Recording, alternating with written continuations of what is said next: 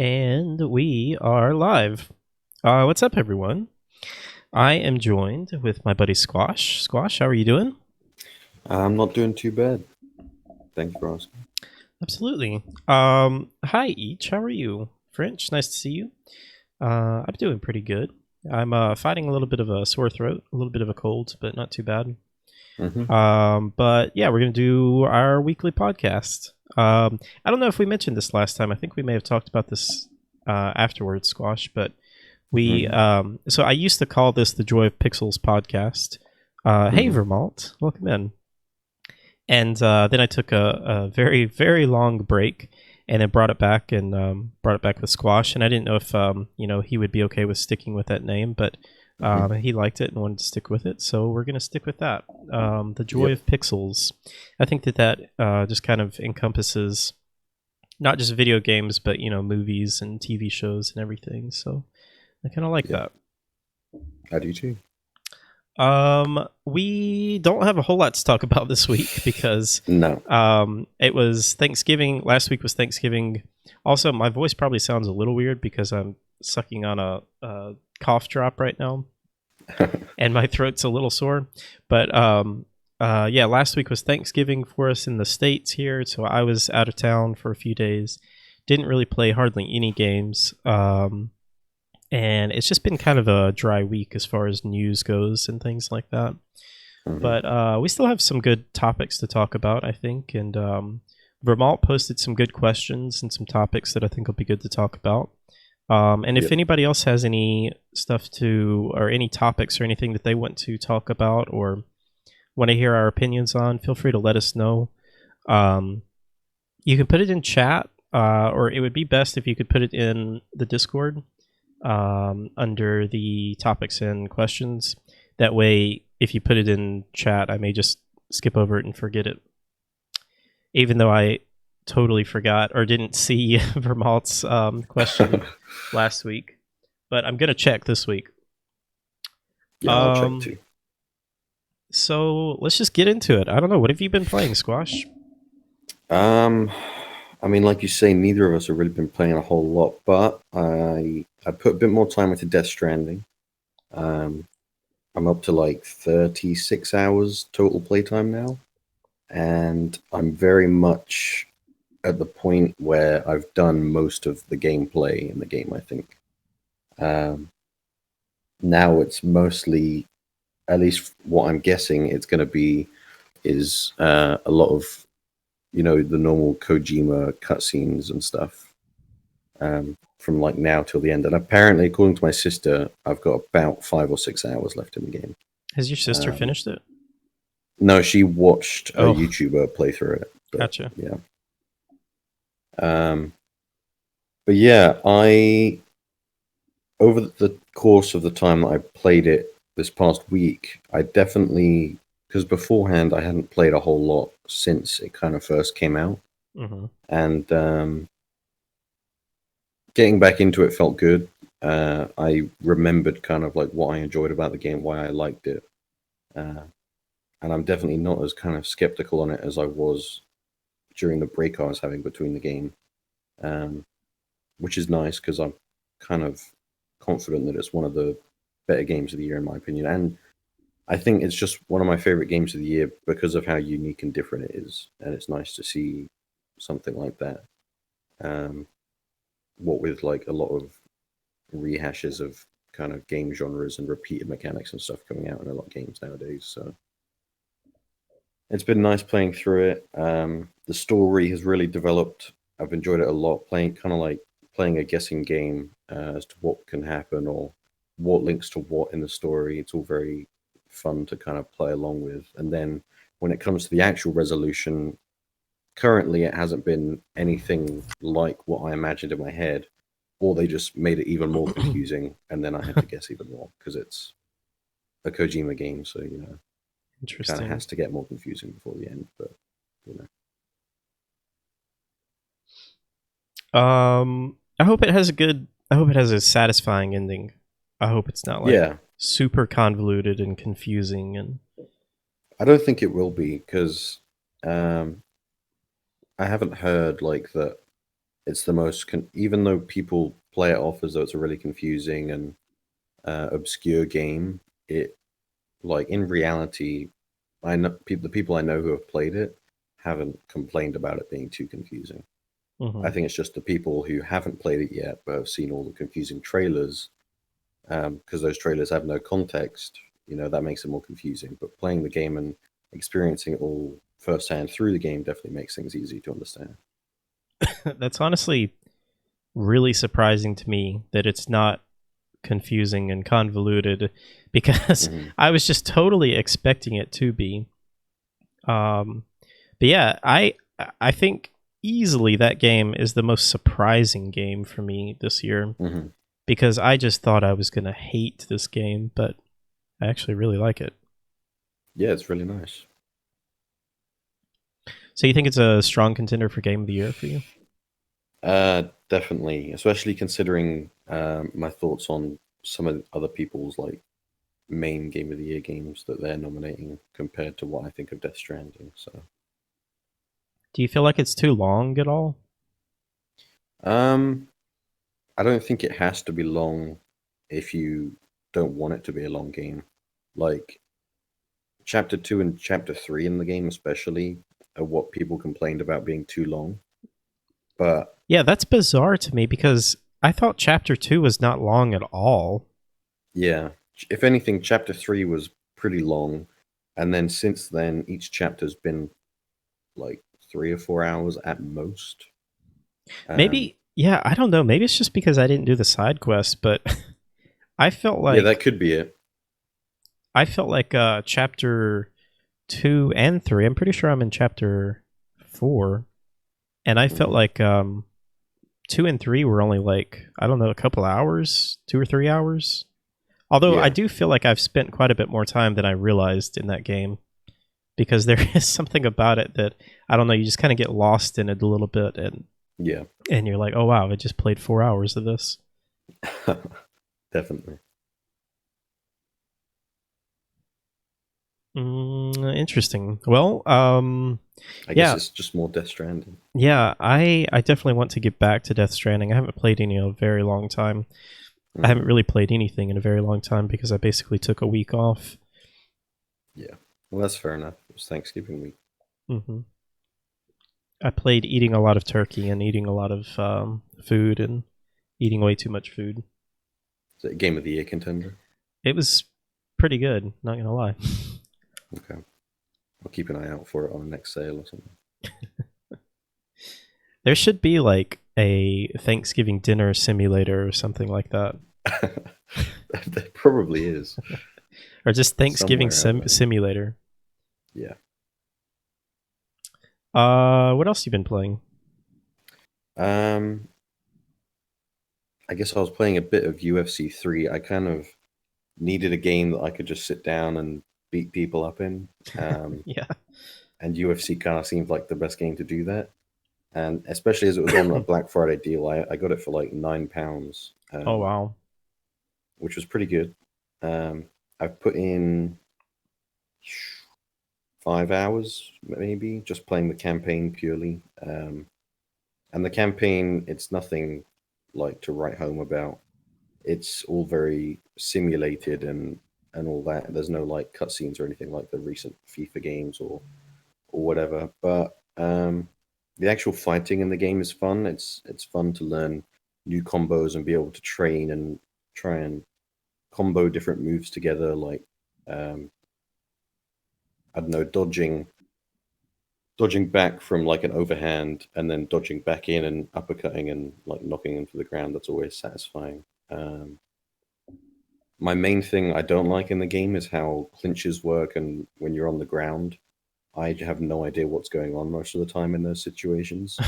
Um, and there hasn't really been any tutorials on that stuff either, which is kind of annoying. But my character's more the character I'm building is more focused on kind of being a striker and stuff anyway, rather than um, kind of being on the ground and clinching a lot. So yeah, This is interesting to me because you're not really like a fighting game fan, are you? no, I'm not. I don't like. I'm not into Street Fighter or Mortal Kombat or anything, but I don't see this game like a fighting game for some reason. It's like, I mean, thinking about it, it seems silly to not compare it to a fighting game. Um, I know what you kind of mean, though. I mean, it's not like the traditional, like Tekken or Street Fighter or yeah, Mortal Kombat or something. It's I don't know. I've never played one of these games, but yeah, I've played them briefly in the past, kind of with some friends, but this is the first time I kind of bought it and sat down and properly tried to get into it. it's cool that so it has like a campaign mode. Yeah, like a career mode. So you create your own character. You kind of start off in the WFA, and then you get scouted and join the UFC. And basically, the goal of the campaign is to kind of become #1 fighter in the UFC and win all the titles and all that. And currently, I'm on a 13-0 win streak. I haven't lost in my entire career, despite like I started on the easiest difficulty because I thought it'd be hard. Then I turned it down to normal, and I was still winning fights. And then I put it on pro, and I think I kind of found my balance. But yeah, I don't know what it is. I just enjoy kind of beating people up and seeing them get bruised and get knocked to the ground. All right, fair enough. You playing on PC? It's not on PC. I would have bought it on PC Oh, if it okay. was on there, but I bought it on PS4, so I didn't play it on there. Okay, gotcha. Yeah. Interesting.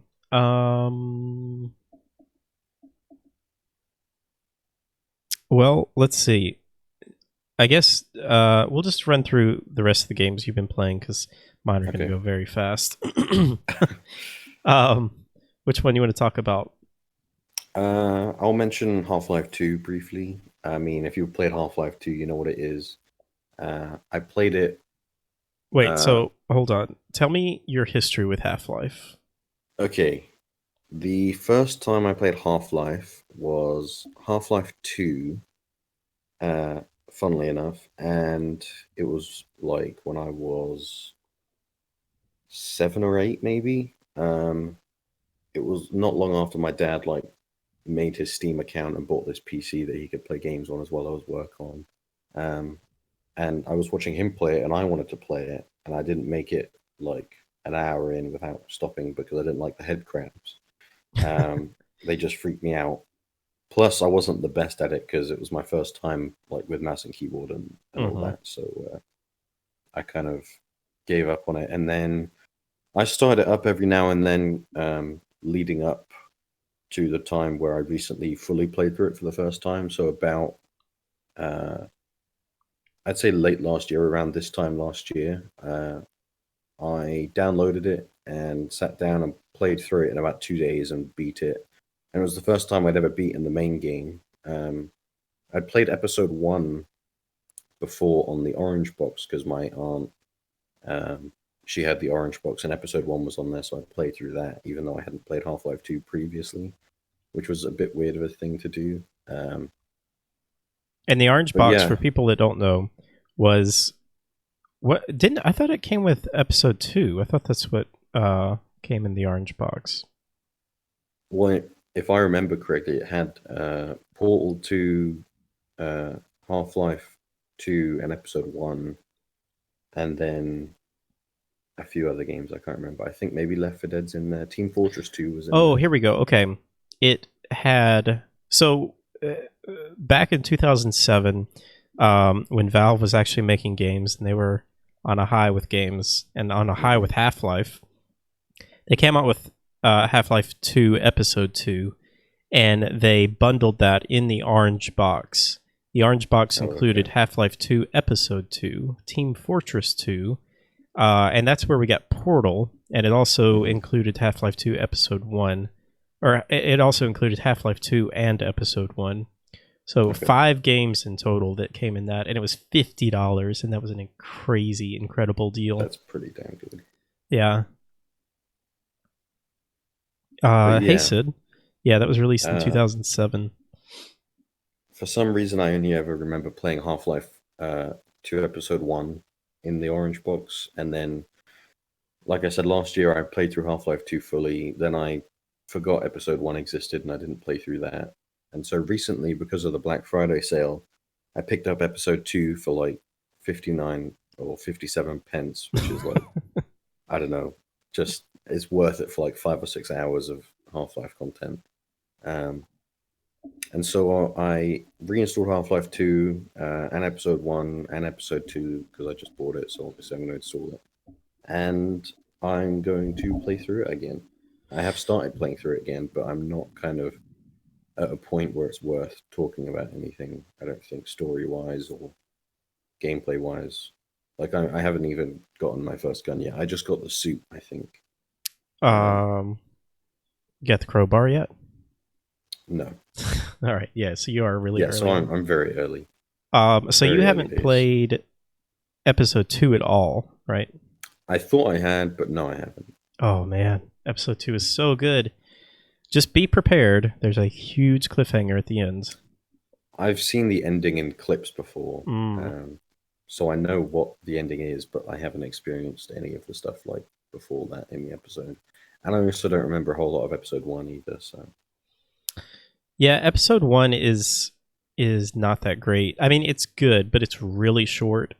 And I think if I'm thinking right, it just involves escaping City 17. Yeah. And then episode 2 is like actually being outside of City 17 and really getting some really interesting story stuff going on. And that's why it just hurts so much, because we never got an ending to that. Yeah. But yeah, it's crazy to me that we're talking about Half-Life again, and that we are actually getting a new Half-Life game. It is really cool, though. I think it's really interesting. I've seen a lot of people talking about VR. It's really gotten me re-energized for VR. Yes. You know, I haven't set up my Vive in over a year. I haven't even set it up in this new house, so I'm definitely going to be setting that up. I'm thinking about... I don't think I'm going to get the Index. I mean, I would love the Index, but I just can't justify spending that much for basically one game right now. But I am thinking about maybe getting those controllers, because those controllers look pretty nice. Yeah. The Index controllers. You get a copy of Alex with the controllers too. Do you really? Yeah. Oh man, you may have just sold it to me.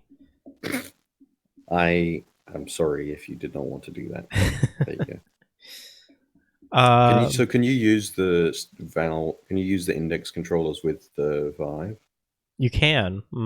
Oh, interesting. Yeah, I did not know that. Yeah, you can use the controllers with the Vive. It's fully compatible. So I mean, I could see like getting the controllers, and then if I got the controllers, I wouldn't. If like later on I wanted to get the Index, all I would have to get is just the Index. I don't have to get the base stations, because the Vive base stations work with the Index. So I don't know. It's still a lot of money. Yeah, I'd definitely be tempted though with the amount of pretty cool games out there.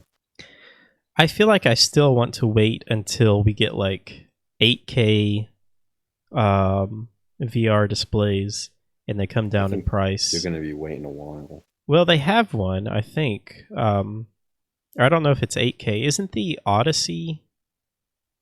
Is that the name of it? I am not sure.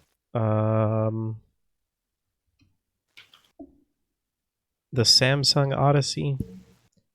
Maybe that's not what I'm thinking of. Let's see. So Windows Mixed Reality headset, right? Oh, it's not that one. There's one that's very expensive, but I think it is 8K, so it's 4K on each eye. But they say that it basically like eliminates the screen door effect. That's the thing that still kind of bothers me. That I definitely notice. I don't notice it as much on the PSVR as I do on the Vive, which is kind of weird because the Vive is a higher resolution. Yeah. But yeah, that still kind of annoys me a little bit.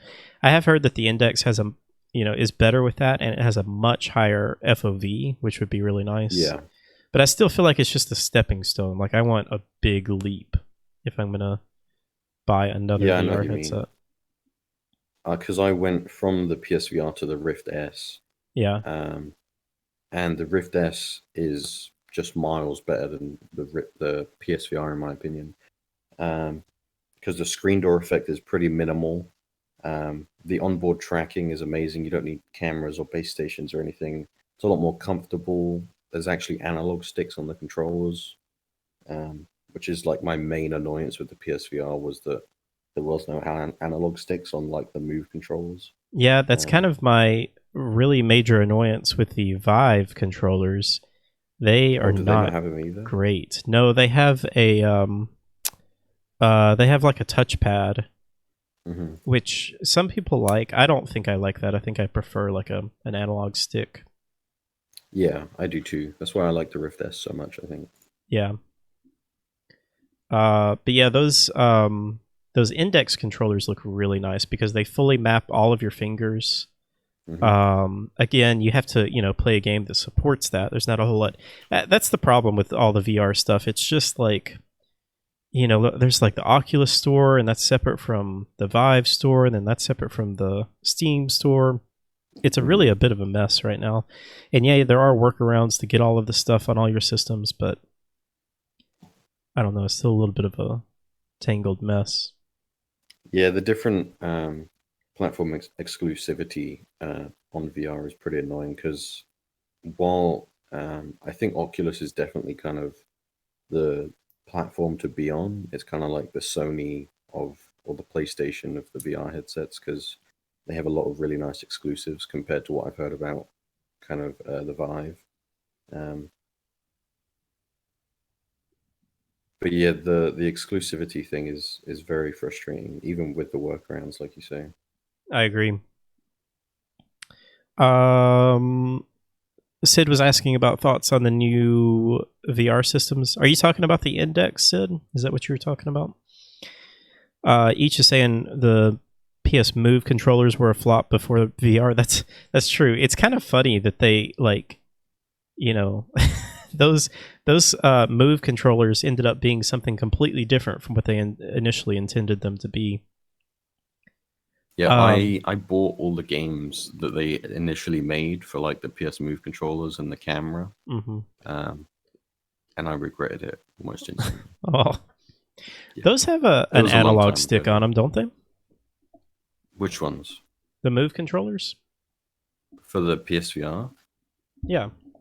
No, they don't have analog sticks on them. Do they not?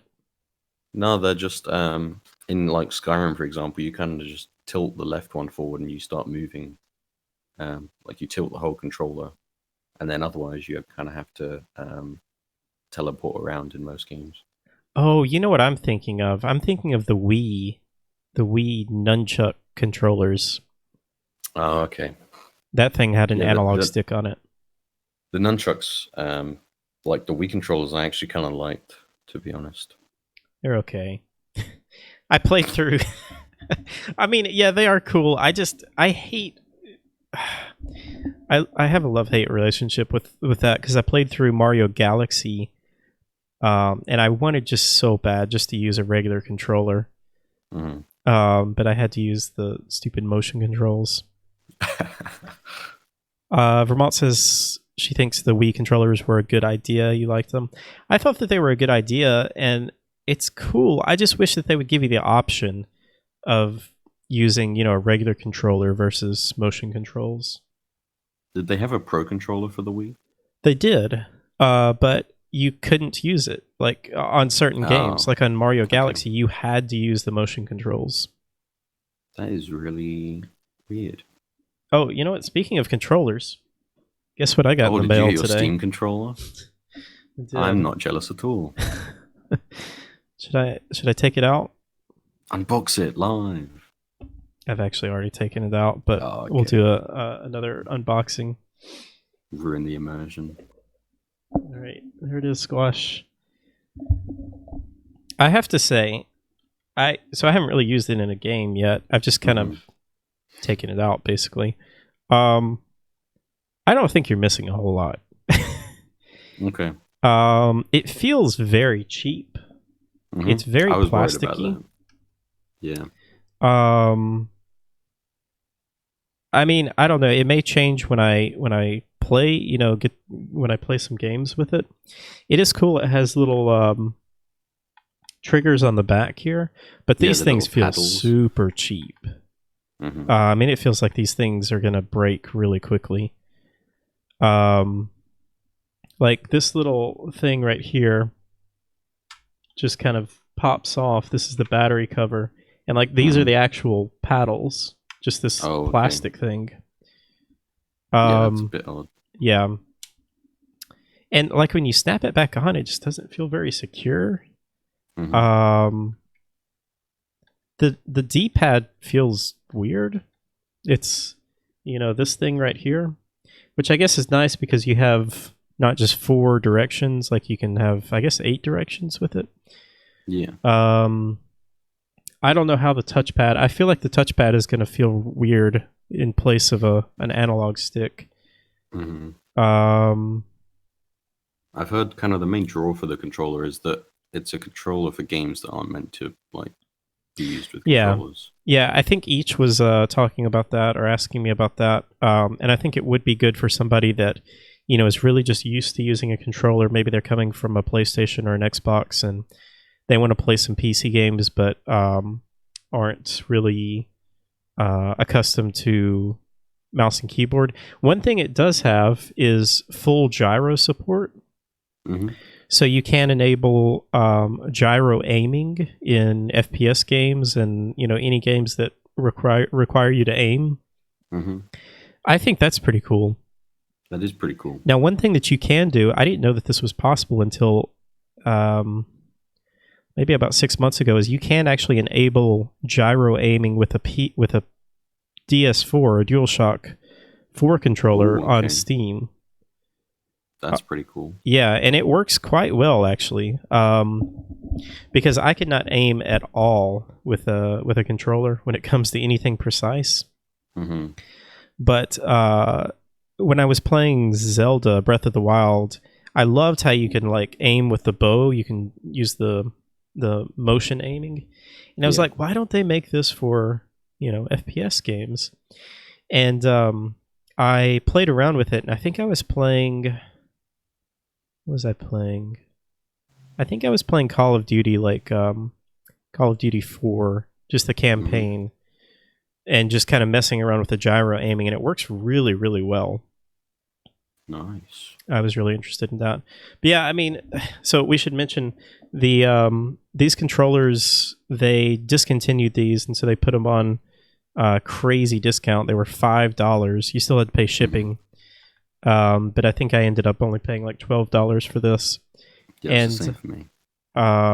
Squash was going to get one, but sadly, they got refunded you because they had sold out, even though they sold you one. That's pretty frustrating. Yeah. The triggers feel really cheap. Also, the whole thing just feels really cheap to me, really plasticky. Yeah.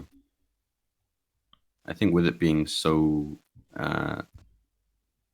cheap price wise, I kind of wasn't convinced that it was going to be a well built controller. Yeah. And I think kind of anything I use now after using the Elite for so long, the Xbox Elite, anything's kind of going to feel. Oh, you have an Elite? Well yeah. I'll trade you this for the Elite. Nah, I'm all right, mate. I'm jealous about that. I've wanted to get an Elite for a while, but I just cannot justify spending the amount of money. You have the first one? Yeah, just the first one. I do want to get the new one, though. It's so expensive, though. Isn't it like $200? Really, well, I got the first one for a little over $100. And I'd been kind of wanting a SCUF type controller for ages. And because I was on PC now, the Elite controller, with Xbox controllers kind of being the main thing for PC, I decided to buy an Elite controller for one of my birthdays. And it was easily like one of the best decisions I made, but I haven't really used it a whole lot lately. I don't know why. I just haven't had much of a need for it in terms of like controller games for PC. So yeah. Yeah, that's my problem. I really only use a controller for just a few games. Now, I use a controller a lot when it's like a Dark Souls type game. Yeah. And I'm not crazy about the Xbox controller. I like it. I definitely like it a lot better than the 360 controller. I really didn't like Yep. the 360 controller. But I honestly really like the DualShock controller. That feels really good in my hands. The new one, the PS4 or Yeah, the DS4. DualShock 4. I hated the PS3 controller. I did too. Yeah, that With a thing just passion, I felt hated that awful thing. to me. Yeah. The triggers were the worst, I think. Yeah, because my fingers would like slip off of them. Yep. I'm glad I'm I not remember- alone in that. I remember distinctly playing Uncharted and just not being it. Like the triggers and the bumpers on that PS3 controller just made that game so much more annoying to play through. Yeah. I don't know how in the world we got off talking about controllers. I guess we were talking about PSV or VR and all Yeah. that stuff. Each, you loved your PS3 controller, but then you bought a PS4. So you're saying you loved it, but now you really love the PS4 controller. Yeah, I like the DualShock 4, but I think I prefer the Xbox controller. You like the offset analog triggers? Yeah, and I kind of like the bulkier controllers because I got pretty chunky hands. So Yeah, that's fair. What do you think about we have way too many controllers. What do you think about the Pro controller for the Switch? I don't have one. Oh, really? I kind of have a cheap £20 one that's quote unquote Nintendo licensed, but was made by another company. And one of the analog sticks on it drifts a lot, so I just can't use it. Well, they drift on the Joy-Cons too, so you're not missing out Yeah, that's much. true. I like the Nintendo Pro controller. I think it's way overpriced. Yeah, for sure. That's why I haven't bought one like straight from Nintendo. I don't like how skinny this part is, though. It feels kind of weird when I hold it. Yeah, I can see that. Everything else feels pretty good on it, though. Actually, the triggers are kind of weird, though. They're not analog, I guess is what you would say, because it's just like a on-off type thing. There's no like pull halfway on them, which is kind of weird. Let's see. What's everyone saying in chats? Each says I really hate the offset sticks on the Xbox. Yeah, I don't hate them. I think I prefer the symmetrical type. Vermont says, fun fact, they designed the Xbox controllers after people closing their eyes and pretending to have a controller in their hands, so they basically mimic the natural hand posture. That's interesting to me. I think I've heard that before. I hadn't heard that before. That's cool. But I don't know how, because I feel like, where's the PS4 controller? I feel like, if anything, my natural thumb movement, this is hard to show, but I feel like my natural thumb movement like kind of rests right here. I would almost like the sticks to be up higher, like this. Like right here. I don't know. We just need there's that one controller. Actually, can't you do this with the Elite controller? Like, you can move the sticks? You can't move them, but you can change them out for different types of sticks. So like with the Elite controller comes with like 3 different sets of sticks. One or maybe it's 4 different sets. There's kind of 2 and 2 are domed and kind of caved in. And then each one of those 2 is either a higher stick than normal or lower down than normal. Okay. There's some controller. There's the base ones as well. Maybe it's a Hori controller or something like that you can actually change the position. Like, you can swap out the thumbstick with where the D-pad is, and like other way around. It's pretty cool.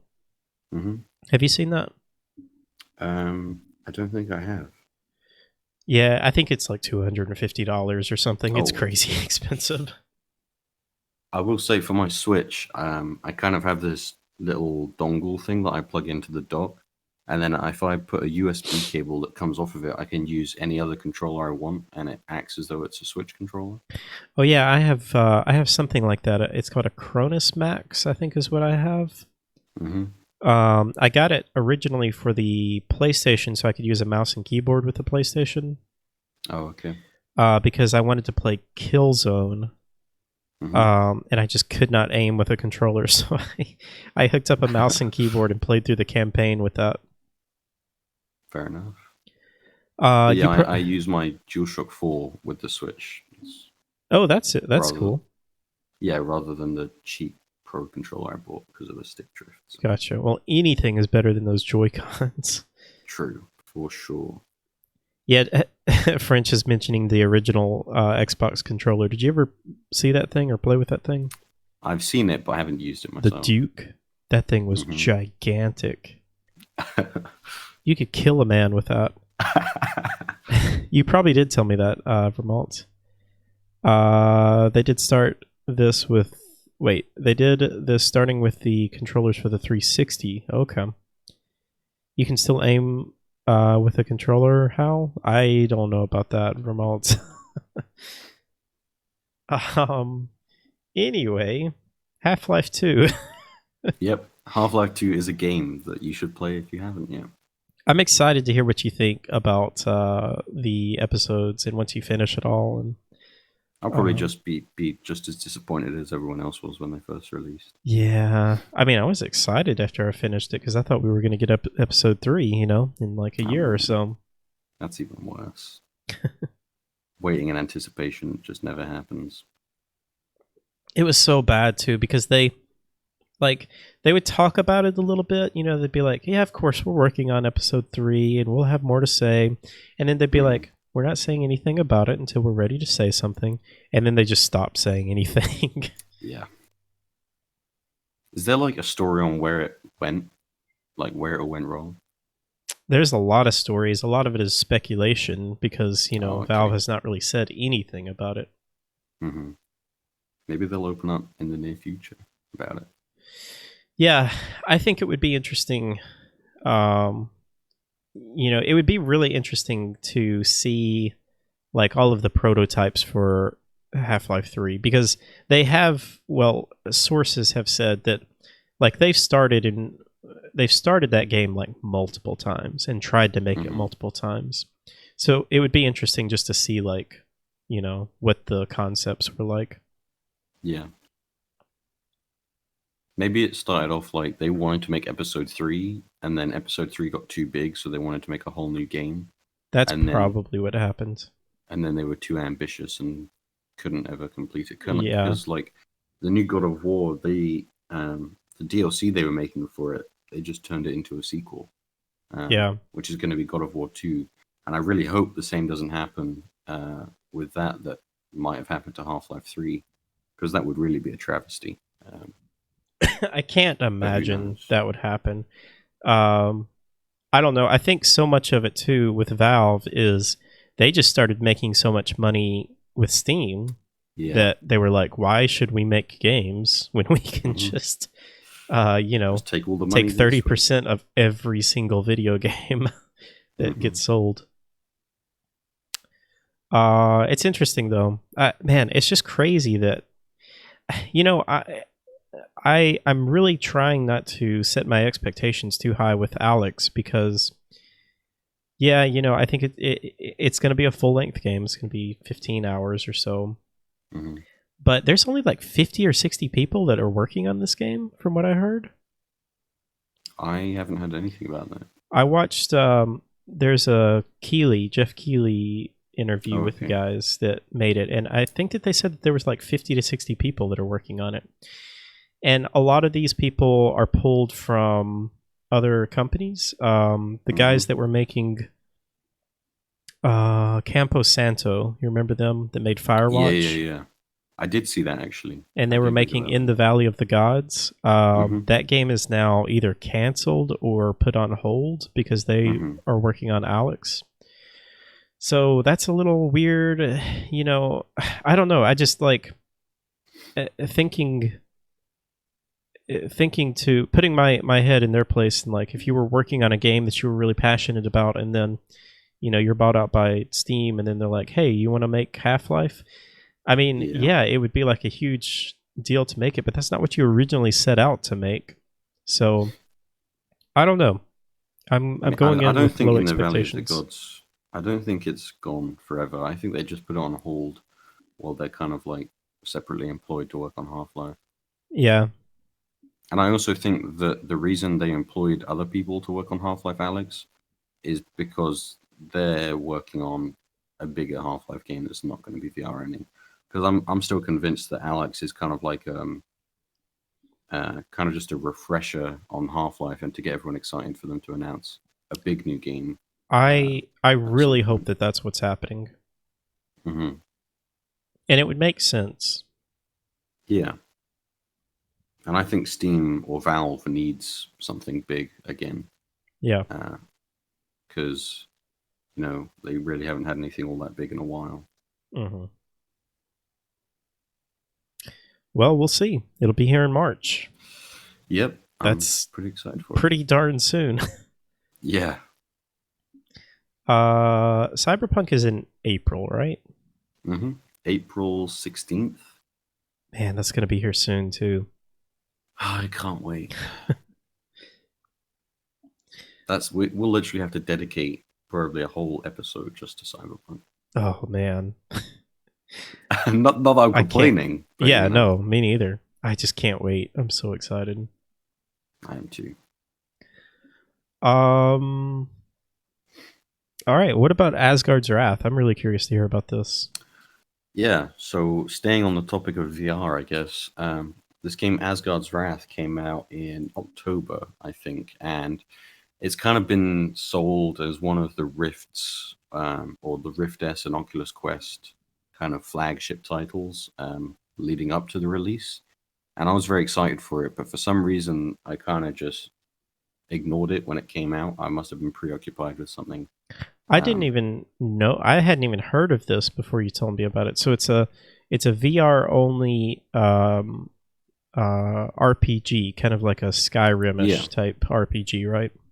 I would say more God of War than Skyrim, Ooh. but yeah. So based on what I've played, um, how do I start this off? It's all based on Norse mythology. So you kind of meet Loki in the beginning of the game, and he's fighting this giant kraken type monster, and you assist him in doing so. And then you kind of get taken back to Valhalla, because you're kind of like this fledgling new god type character. Um, and so you get taken back to Valhalla, and you talk to Loki and all these other people, like Sindri. You get to speak to Sindri the blacksmith in Valhalla, which was pretty cool because I recognize him from God of War. Um, and then from there, you go to one of the realms. I can't remember which realm, but you go to multiple throughout the game. So like there's Helheim, um, and I'm blanking on all the other names, but you know all that Norse type stuff. And you basically play a god. Um, there's a really cool kind of transition between gameplay types.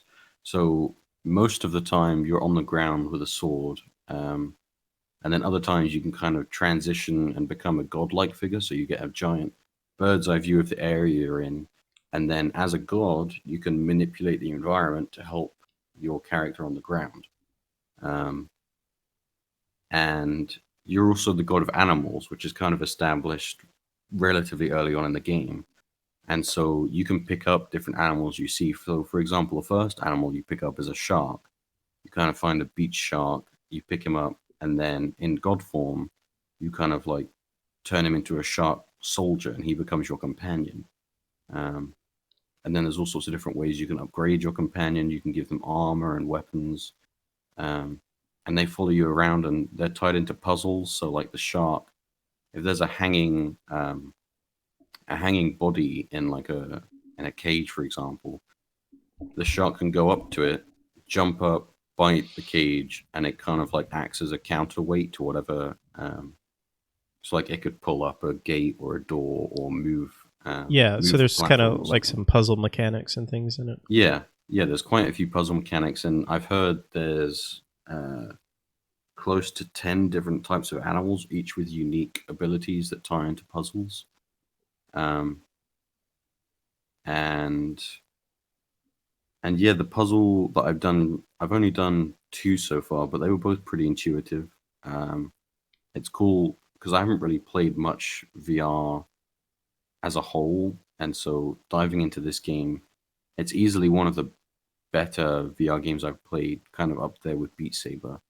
And the amount of depth there is, there's side quests, there's like the main quest, there's challenges to do, there's loot to find, there's crafting to do. You kind of find recipes and you can craft armor and all that.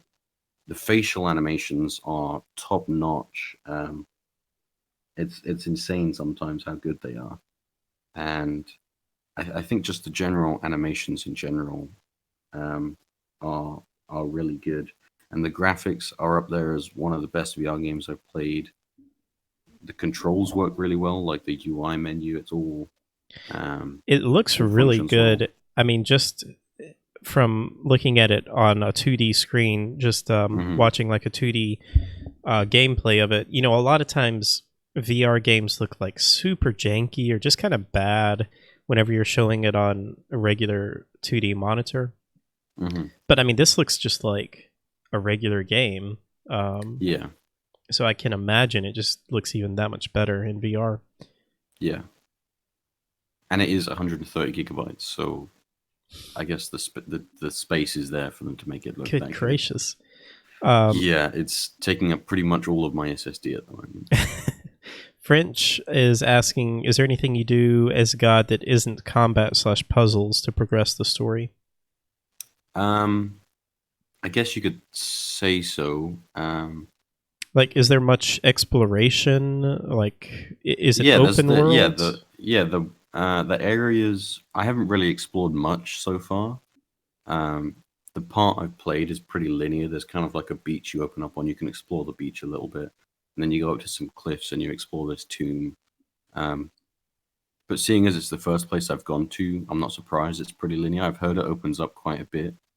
Um, Usually the exploration is done on the ground when you because the god when you're on the ground you're basically inhabiting a mortal. That's what they say in the game. So you're not actually like a god, but on foot you're inhabiting a mortal and then controlling their movements and whatever. So you explore while on the ground. You pick up the loot and stuff that way. You put it in like a little satchel on your waist belt.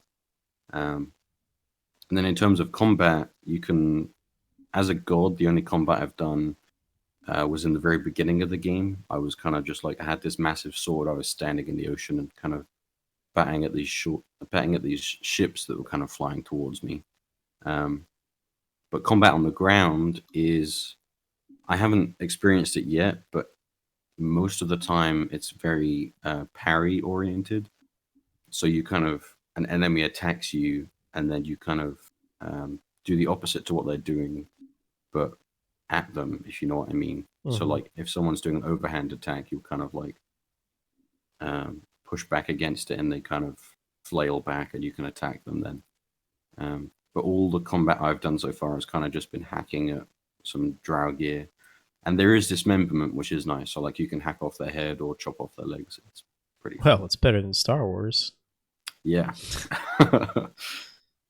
That's really cool. And I'm very interested in getting this. yeah, it's very neat so far. I want to play more.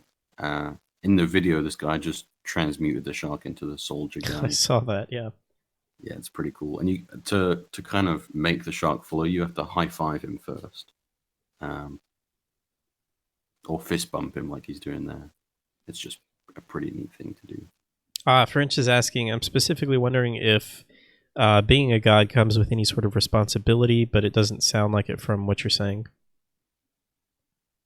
What do you mean by responsibility? I guess Like, like are you responsible for any of your actions or anything like that? oh, well, I mean, Like, are there consequences for being a no, god it's and not. just destroying everything? No, it's not a role playing game in that sense. Like you don't make at least like literally I'm uh an hour in at the moment, and it's a 30-hour long game.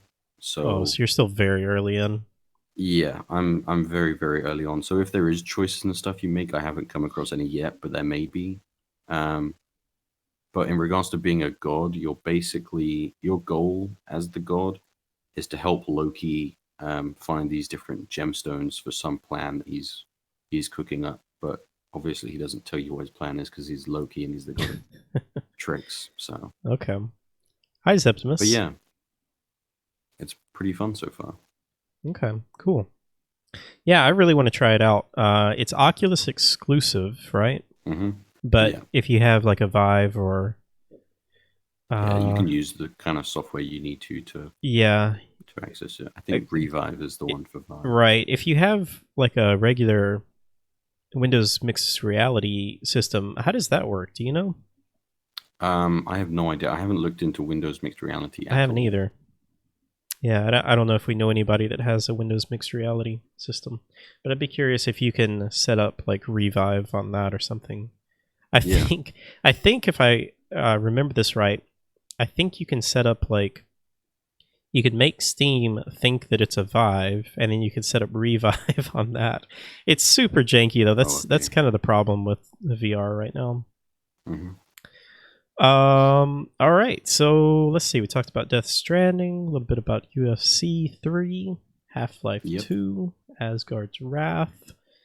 I have been playing not much. Like I mentioned earlier, last week was Thanksgiving for us here in the States, so I was out of town. hmm Um, French says I didn't know games could be tied to specific VR sets. Yeah, it's not really specific VR sets. It's just like Oculus has their own store, Vive has their own store. Windows Mixed Yeah. Reality, I don't know if they have their own store, but you can just use Steam. It's just convoluted and a little confusing right now.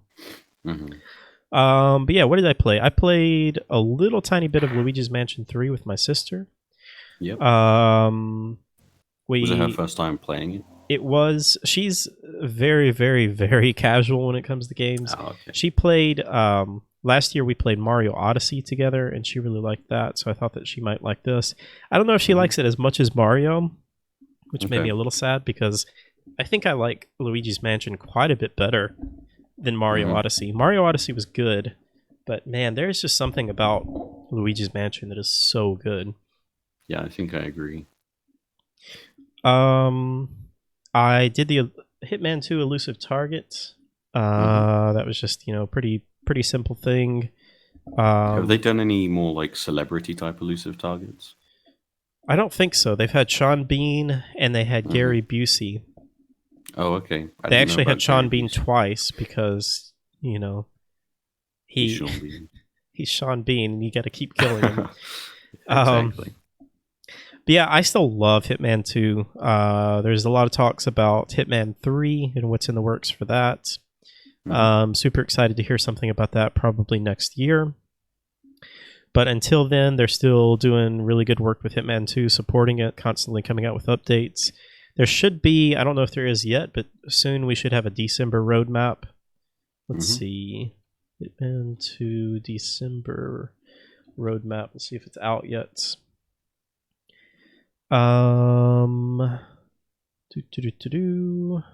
That's for last year. I don't think they have one put out. It'll probably be tomorrow when they put one out. Okay. But usually they do some really cool stuff for Christmas. They have like a hmm special Christmas mission. Last year, I think you had to. I don't know if this counts as like celebrities, but you had to assassinate the guys from Home Alone Oh, okay. in the Paris level because they were stealing gifts. So you had to go in and you could dress up as Santa Claus, and it was great. That sounds pretty good. Still playing a little bit of Modern Warfare. Still really really enjoying that. hmm Season There's a one. pretty season one. Yeah, season one comes out tomorrow for that, which is completely hmm free. I don't know how in the world they're doing this, but all of the content is been completely free so far that they're putting out. Yep, and it They're will continue to be that way, I think. Yeah, that's just bizarre to me. I'm not complaining though. They put out some new co-op stuff. It's still crazy hard. Have you done any of the co-op stuff in that yet? No, I still haven't. I need to though at some We point. should try it out. Hmm. It is. I don't know if it's possible with 2 people. I think you might have to have 4 people to do it. Yeah, that's unfortunate, but it like kind of makes sense, I guess, in some ways. I don't know. French is asking, doesn't the game have microtransactions? No, there's no microtransactions in the game. The only thing that you Although can buy is a I can't remember what they call it, but it's it's for uh their charity. It's like the Call of Duty endowment pack, I think. yeah, it's like a $10 charity type thing. I will say they are adding a battle pass in season 1 tomorrow. Yeah, so I'm curious to see what that involves. Hmm. But honestly, with as much support as they're putting in, I don't I doubt I would buy it, but Yeah. I'm fine if they put a battle pass in there. I think if I remember right, there's new modes coming. There's also some the gun game or gun fight. I always get those confused. The one where it's 2v2. I think they're gonna Hmm. have a 1v1 and also a 3v3. They also Ooh, have a okay. new tournament, which is really cool. I played in a tournament last week, Hmm. and they're weekly tournaments. We should try that actually. We Okay. could do a tournament together. And it's I think it's 64 players, Hmm. and it's basically just an elimination type thing. You play through one round, and if you do that, you move on to the next round, and that was really cool. They're doing those weekly. It's Hmm. just really cool support. I really like that game. Yeah, I'm excited to see what people think of the new update tomorrow because there's a few new maps as well. I think a couple are returning Yeah, from previous games, and there's also a new ground war map, which would be nice to try out too. yeah. I Um, don't like Ground War. I want to like yeah, Ground War, but I I don't think I'm the play any of same. Ground War. There's just too much camping in Hmm. ground war, I think, compared to the other game modes. Other than that, I played one round in the golf club too. Nice. I don't know why. I just had an itching for playing some golf. Hmm. So I've had that game for a while. Never installed it, but I installed it the other night and booted it up and played one round. And that game is really good. I really like Hmm. that game. It's nice and relaxing. I like golf in real life. I think you do too. Yeah, I've played quite a bit of golf. And that game. Have you played the Golf Club 2? I have not. I've played almost 60 hours of the Golf Club 2019, though. Wait, maybe that's what I played. Is that what it is? It's the new one that came out, well, not new, but it came out August last year, 2019. Wait, what's the difference in the Golf Club 2 and the Golf Club 2019? The Golf Club 2 is older, and kind of in the Golf Club 2019, they have the rights to PGA kind of names and courses and stuff like that. Oh, okay. Yeah. Oh, I may have to buy this. And also, I think in general, the Golf Club 2019 was more well received than the Golf Club 2. Well, what I played was fantastic. I really Hmm. liked the controls. The controls were really well done. Yep. This looks really good too, though. I'm a sucker for Also, these kind of games. my main issue with the Golf Club 2019 to begin with was that all I was ever doing was replaying the same kind of series over and over again. And like by the 40-hour mark, that's when I realized you can actually download courses that other people have made, which is like the main draw of the game for most people. Um, so I really need to play more, to be honest, because there's so many good courses out there apparently that are kind of like replicas of courses in real life. Um, and there's also like I can't remember what game it was. I think it was the Rory McIlroy golf game on the Xbox I played for a while. Yeah. Um, that had some pretty cool kind of like fantasy type courses in it, and I wonder if there's any like that in the Golf Club 2019 because it's kind of like extreme mini golf in some ways, and I kind of enjoy that. as a break from the I'm not as big of a fan as on those kind of things. I like the more realistic ones. That's But fair. I may have to check out the Golf Club 2019. It is 70% off right now. So I see that. I think I bought it for £20 and it's now £13.50. So That's not that's pretty bad. good. Yeah, I feel like I can really get into those sometimes, really get into those kind of games. Mm-hmm. But that's pretty much it for me as far as what I've been playing. Mm-hmm. Let's see. We'll talk. Well, let's see. Let's do the questions first. I want to talk about this. Okay. So Vermalt asked this last week, and I think this is a really good question and discussion topic. She said, "I would love to hear you guys talk about your favorite stories in games and what makes a good story for you. Also, favorite characters would be an interesting topic." That is a great question. You got anything? And also a hard one to answer. I think my favorite story in any game that I've played, I guess, in general, would be The Last of Us, which is kind of like the cliche one. But I definitely think that kind of like gripped me the most, affected me the most. And the two main characters in that were great, and even the supporting characters kind of throughout the game were pretty great.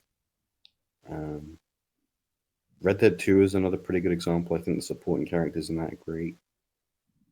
I think in general a good story for me is just real or characters that feel like they could be someone you'd meet in real life, or are someone similar to like relatable experiences that most people have.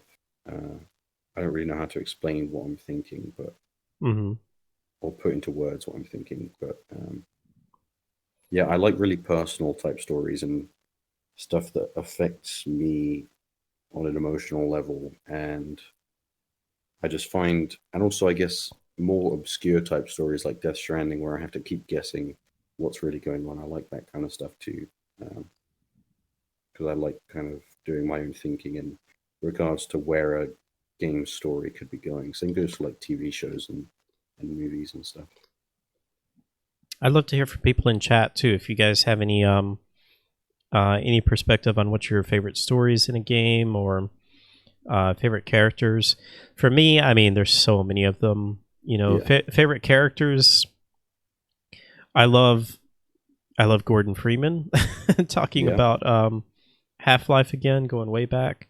You know, I've been talking a lot about. Well, a couple of weeks ago, I was talking a lot about story in video games and how my idea of stories or how a story can be told in a video game was really shaped by the Witcher, the original Witcher. Because before that, I hadn't played a whole lot of video games before that. Wasn't really like a hardcore video game fan. I played them very casually, and right before I played The Witcher, I played Oblivion, The Elder Scrolls Oblivion, and really, really fell in love with that game. And you know, that was like the first RPG that I had really ever played, and really loved that. But then I played The Witcher right after that, the original Witcher, and was just blown away at how much better, not to diss on Bethesda, but I mean, just how much more mature and how well done the storytelling was in that game, and how your actions literally felt like you were changing the game, and how you would do something early on and 20, 30 hours later it would have consequences. So obviously, Geralt is one of my favorite characters. I love Geralt for just how dry he is, just how he always tries not to take a side, but he always ends up getting involved in these little conflicts and ends up having to take a side. Other characters. I mean, I love so many characters in The Witcher. I love Triss, even though a lot of people don't like Triss, but I like Triss because of The Witcher 1 and Witcher 2. I know she's very different in the books, but I haven't read the books. I love Dandelion. I love Zoltan. These are all Witcher characters. Who else? I mean, Mass Effect is definitely another one. That's another game that kind of like defined my thinking of how stories and narratives could be told. I think that came out around the same time as The Witcher. And, you know, playing through that for the first time, not having any idea what Mass Effect was or any idea about the series or anything like that was just an amazing experience. Yeah. The Last of Us is definitely a great example of, as far as like favorite story in a video game. God of War, the newest one, pretty great. Absolutely a fantastic story. You know, and it's one of those that I can't really relate to because like I'm not a father. But I don't know, the story is just so well written and so well told. It's just so emotional that I felt connected to it. Yeah. What else? I'll have to think. Maybe I'll think of some other ones as we go. French. Go ahead. I was just gonna read what French said. He said, "I'm more interested in games' potential for emergent stories rather than whatever game developers script in games." Hi, Plan. I somehow dislike how in Witcher 3, no matter what you do, it always ends bad. I would disagree with that. What do you mean? There's definitely good endings in Witcher 3. Yeah, there's good endings for sure. But I think in The Witcher 3, there wasn't, I guess, compared to something like The Witcher 1, based on what you're saying, there isn't like that kind of choice you make really early on, or kind of a choice you make that then severely affects something else. Okay, I guess I see what you're saying. Yeah, I mean, that's kind of just part of The Witcher's storyline. You know, not without giving away too many spoilers and things. Yeah.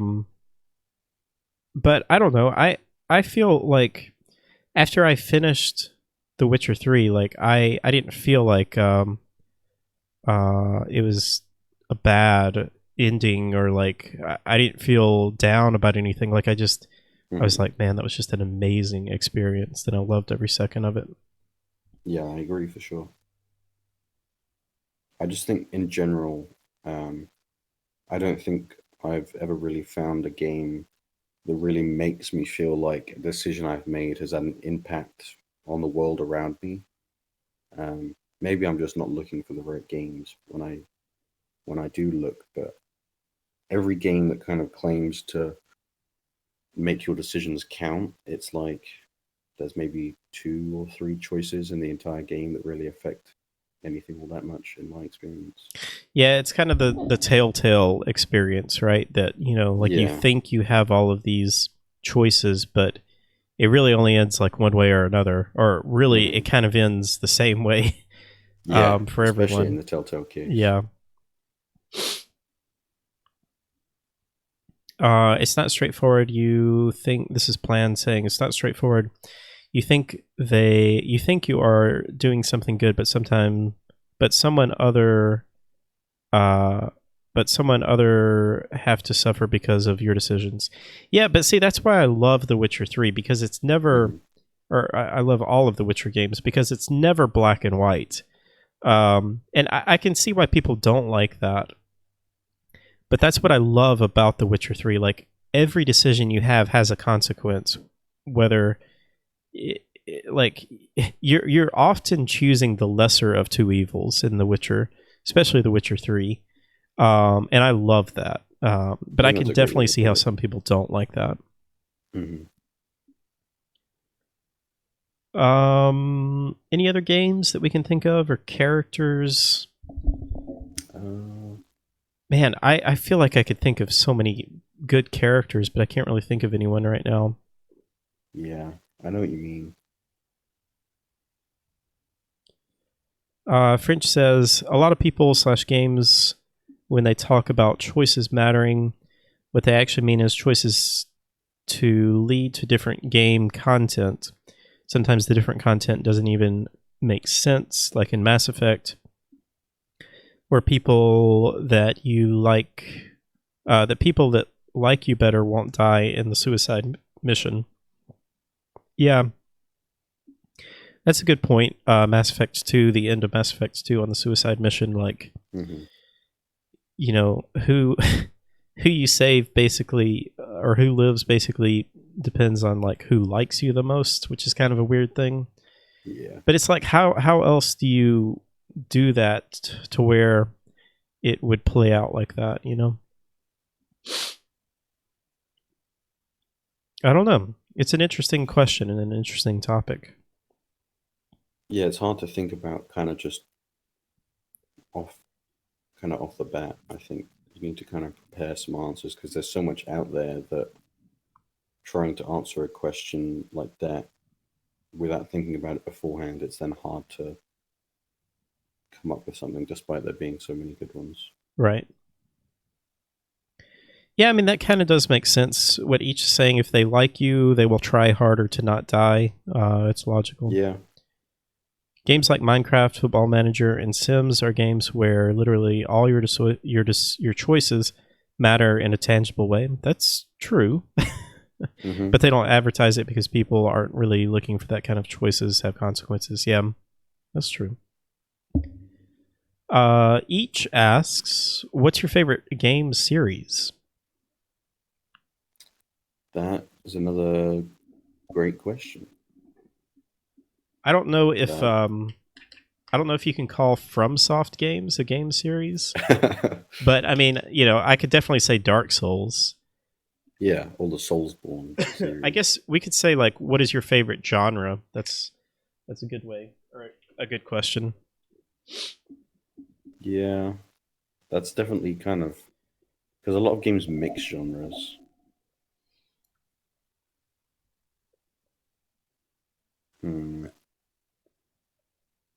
What's your favorite genre? Do you have a favorite genre? I don't think I have a favorite genre because, you know, when I think of games like The Witcher 3 or The Last of Us or Red Dead, I can't really put Those are all genre those are all very different genres. Yeah, like I can't pick one genre because all of my favorite games feel like they're spread all over the place, but also feel very similar in some ways. It's weird. Like The Last of Us, in genre-wise, is in no way connected to The Witcher 3. Yet, in my mind, they kind of link up in some way that makes them feel like part of the same thing. It's weird. Yeah. I mean, it's kind of the same way for me. Plant says his favorite genre is a good game. And he also says that he always saves Ashley for reasons. I think we all know those reasons. If I had to pick a genre, you know, I would honestly probably pick. Oh man, I don't know now that I say that. I was gonna say a Souls game, but you know, most Souls games do not have what I love most about video games, which is a good story. Yeah. That's really, really tough. I love the gameplay from Souls, but I also love a really, really good story. So do you think your perfect game would be a blend of those two? Yeah, I've said this many times. I don't know if I've said it on here, but if The Witcher 3 had Souls-like combat, it would Oh man, like without a doubt be the greatest game I have ever experienced. And I mean, that would even be phenomenal. without that combat, it's still one of the greatest games. But if it had Souls-like combat, it would just be the perfect game for me. Mm-hmm. You got me fantasizing about a game like that now. I mean, what I hate is it's so close to being so great when it comes to the combat, Mm-hmm. but it's just like it just is missing that little something extra that FromSoft games.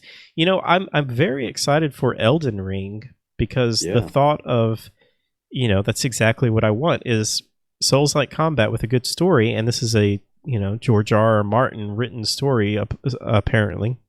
Mm-hmm. So I still don't think it's going to be like a straightforward story. I think it's still going to be kind of a Souls style lore Rather story. obscure. Yeah, where you have to read a bunch of stuff to figure out what's going on. Yeah. But yeah, I'm still very interested in that. Yeah, I agree with each. Souls games don't have story, but massive lore. Yeah, absolutely. Mm-hmm. Plan says Witcher 3 would be the greatest game with turn-based combat. That's interesting. That is. Yeah, if you know, um, oh man, I'm blanking on the name. The shoot, what is it? Divinity.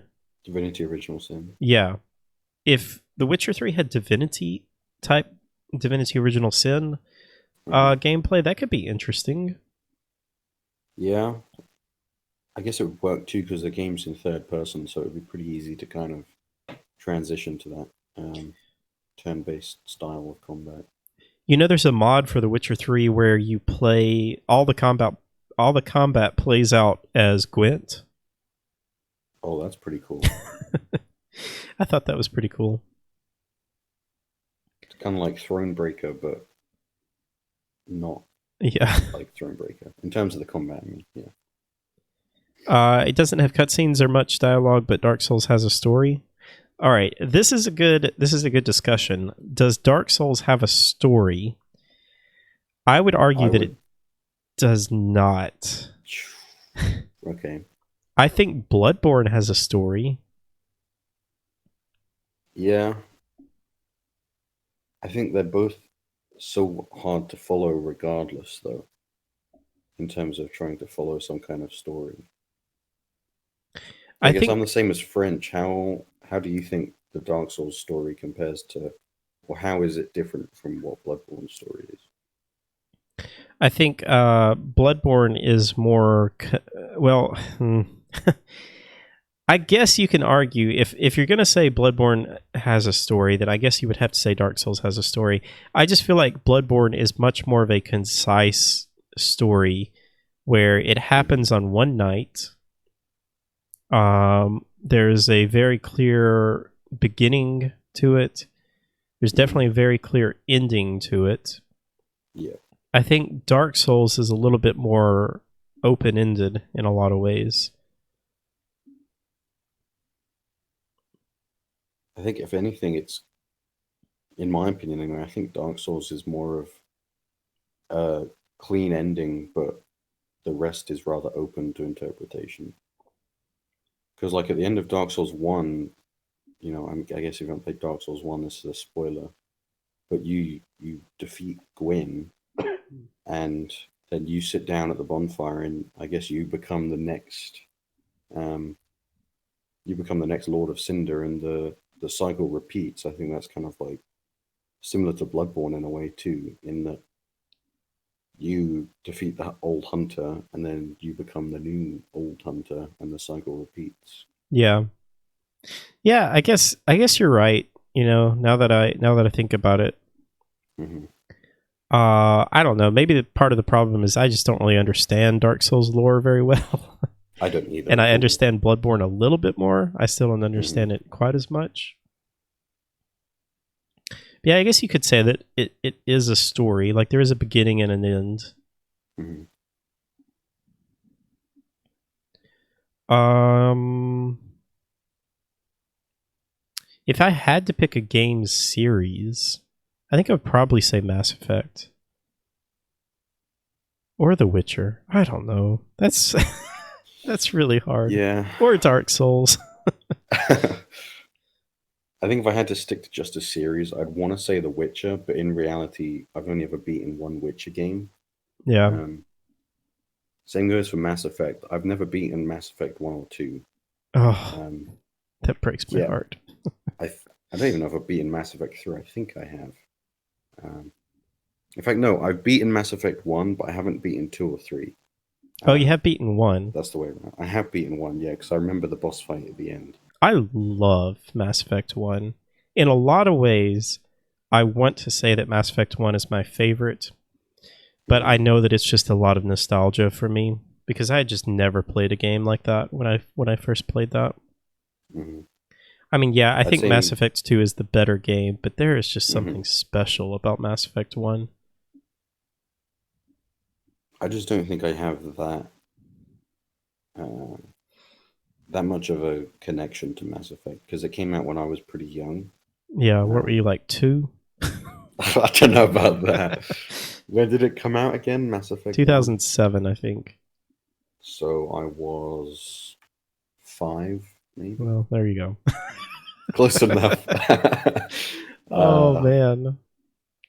But yeah, I didn't really have that much of a connection to Mass Effect, and because I didn't then, especially with Mass Effect 1, I don't think I ever will have that connection.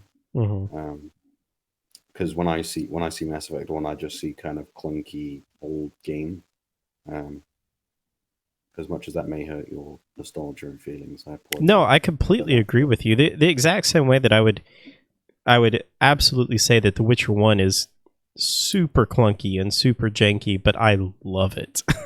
Yeah, I know what you mean. There's plenty of games out there that are pretty damn janky, but you can't help but kind of love because they have that sort of charm and, like you say, that nostalgic essence to them.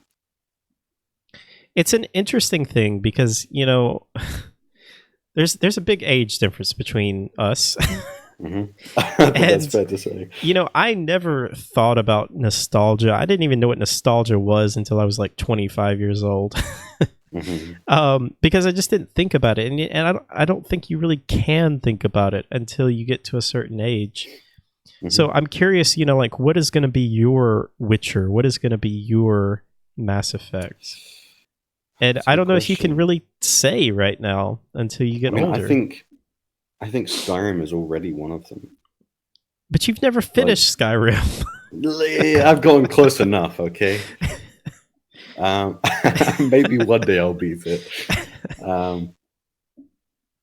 But like, I think back on Skyrim, and I think it's like one of the best open world games I've ever played. And then you go back and play the original on the 360, which is what I played it on, and it's like, man, this game is just janky. Not good. Yeah. Plan, I was too. I loved the Mako, and I loved driving. I loved landing on the planets, and I loved exploring the planets. Even though it was janky as all get out, I loved doing that.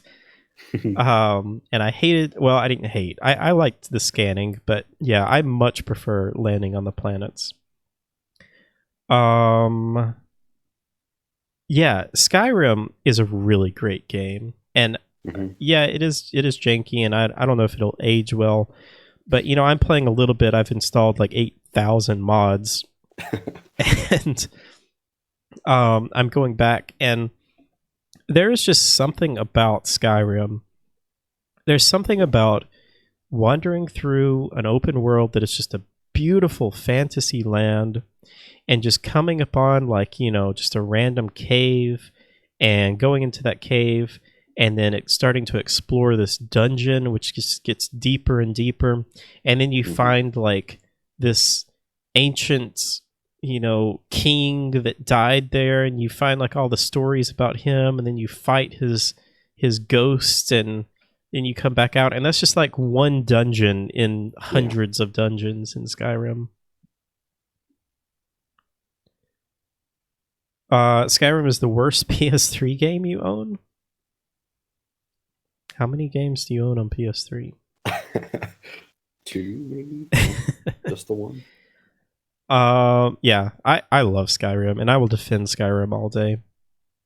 Yeah, I will too. Like, I can say what I want about how clunky the original is, but I can't deny the fact that even with that clunkiness, it's still like one of the best open world RPGs out there, Yeah. if not the best. Each says my most nostalgic game is Battlefield 3. I just put so much time. I met so many people there, and I compare every FPS that I can't find something worthy enough. That's interesting. I think a lot of people do have that problem of like they find a game that they put so much time in, and then like every game after that just doesn't live up to expectations. Yeah, I'm the same with racing games. Like, I put a ton of time into Forza Motorsport 4, Mm-hmm. and I've never found a racing game since then that I've enjoyed as much.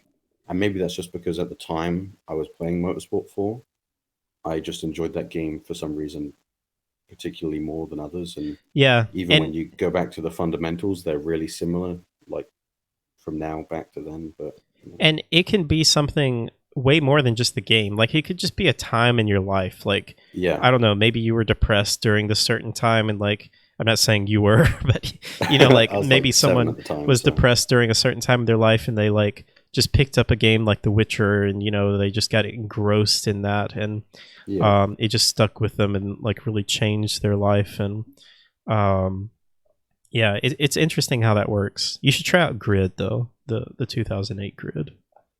I think I should too. Maybe I will. Um, let's see. Oh, Battlefield 1942 for Plan. Best Mhm. soundtrack and shooter ever. Okay. Interesting. Yeah, that's a really interesting topic. I really like talking about that stuff. Let's see. Let's move on. If anybody else has any topics or suggestions, just let us know. Though I love talking about this kind of stuff. Same. We'll just. There's not really a whole lot of news. Nope. We can talk a little bit about Resident Evil 3 remake has been teased multiple times. It's all but confirmed that it's going to be Yeah, announced. pretty much. Um, I wouldn't be surprised if we see it at the Game Awards. Hmm. I think that's likely. That's no E3 was where they revealed RE2 remake, right? Yes, I think so. Was it Resident Evil 7 that they announced at the Game Awards? I don't even remember RE7's announcement. Resident Evil 7 was a really cool announcement because they announced a demo that was called Kitchen. Hmm. And it was like that first part where you're tied up as Clancy. Oh, I remember that. Yeah. And then they released like another demo, and still nobody knew what it was. Like they didn't realize it was a Resident Evil game. Hmm. And then they announced actual Resident Evil 7, and it was just such a good reveal. They do such a good job on revealing those games. Hmm. But yeah, Resident Evil 3 is basically all but confirmed to be announced. There's a lot of speculation on when it's going to come out. A lot of people are thinking it's going to come out 2020. You seem to think it's going to be later. I do, but I guess after thinking about it and how good the RE engine is and how good it looks, they could easily, I think, push out Resident Evil 3 by next year. The other thing to think about too is my understanding, at least I haven't played RE3, but my understanding is it takes place in Raccoon City and basically like reuses a lot of the assets of RE2, so they may already have like a lot of it done. Hmm. And the Nemesis acts similar to Mr. X, doesn't it? Yeah, And it follows I you think around. So so. they kind of have Yeah. that. They have that AI kind of figured out already. It's Yeah, interesting though. I agree. How did you feel about Mr. X in RE2? I have very mixed feelings about it. Um, Before I started to play the game, I didn't think I'd be able to beat it because I'd be so terrified, and I was constantly dreading his first appearance because I knew that it would like scare me to hell and back. But I got over it relatively quickly.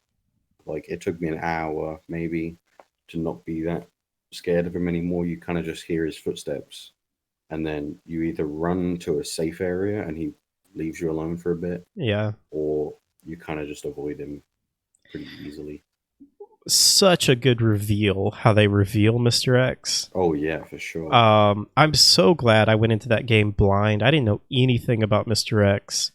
Hmm. And so when he showed up, oh man, that was amazing. And I was like, I was trying to fight him, like I didn't know I didn't know what was going on.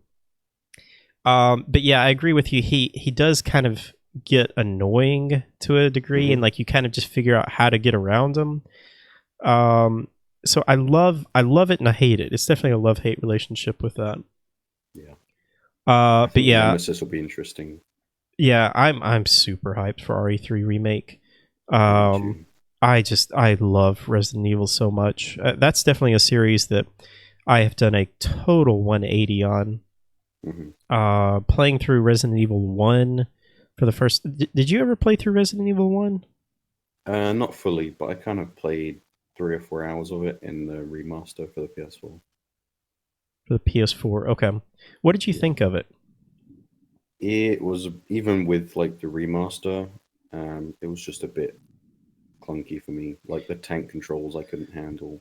I definitely agree with you. I would really try and stick with it if you could. I mean, like if you want to. I mean, I understand you may not just want to go back to it, but if you can, very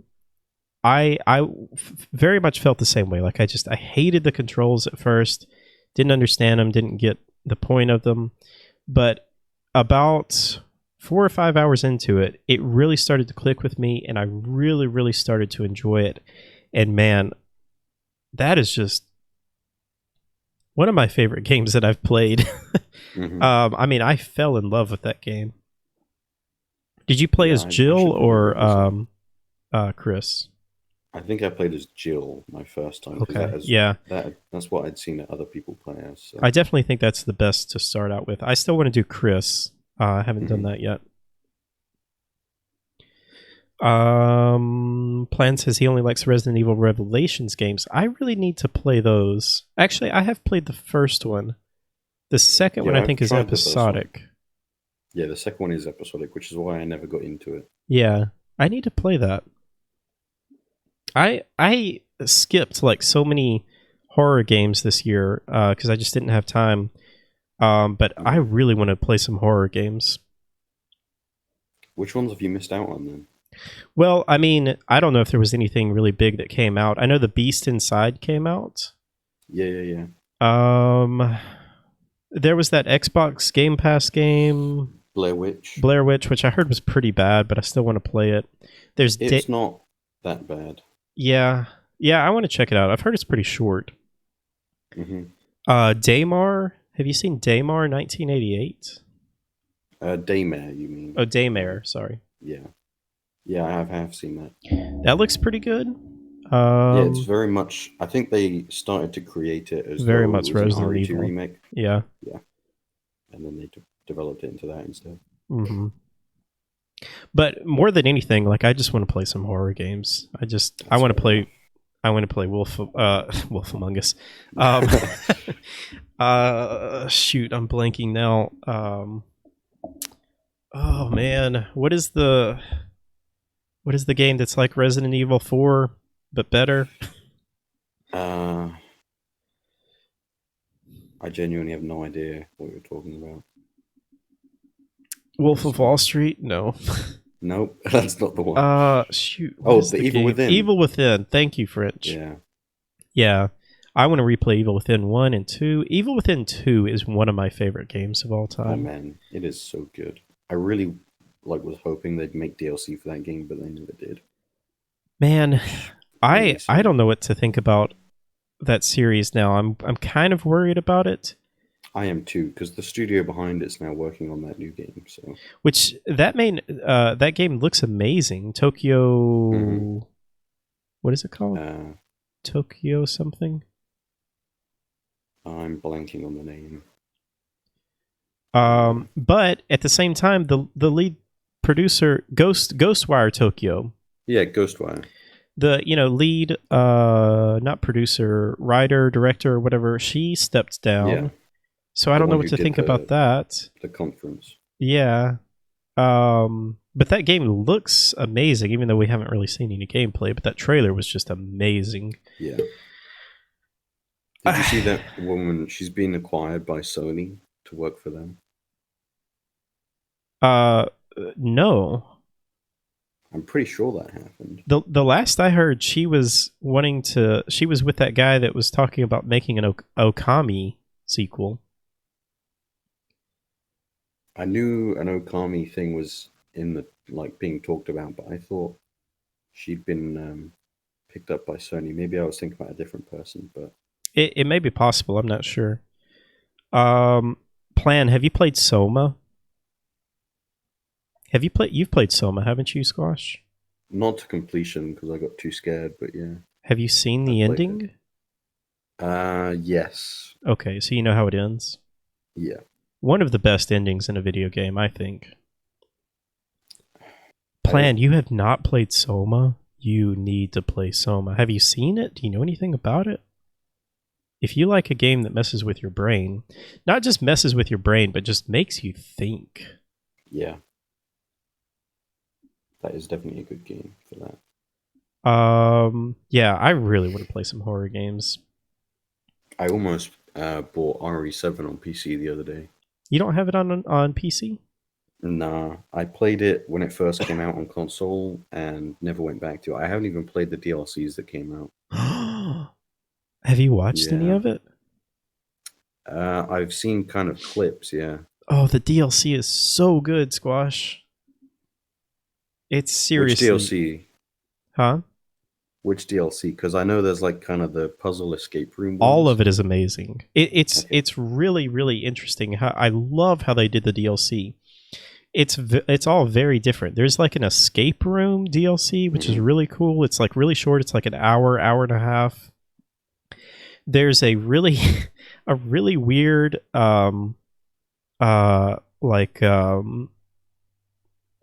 blackjack type game. Oh yeah, I've seen that.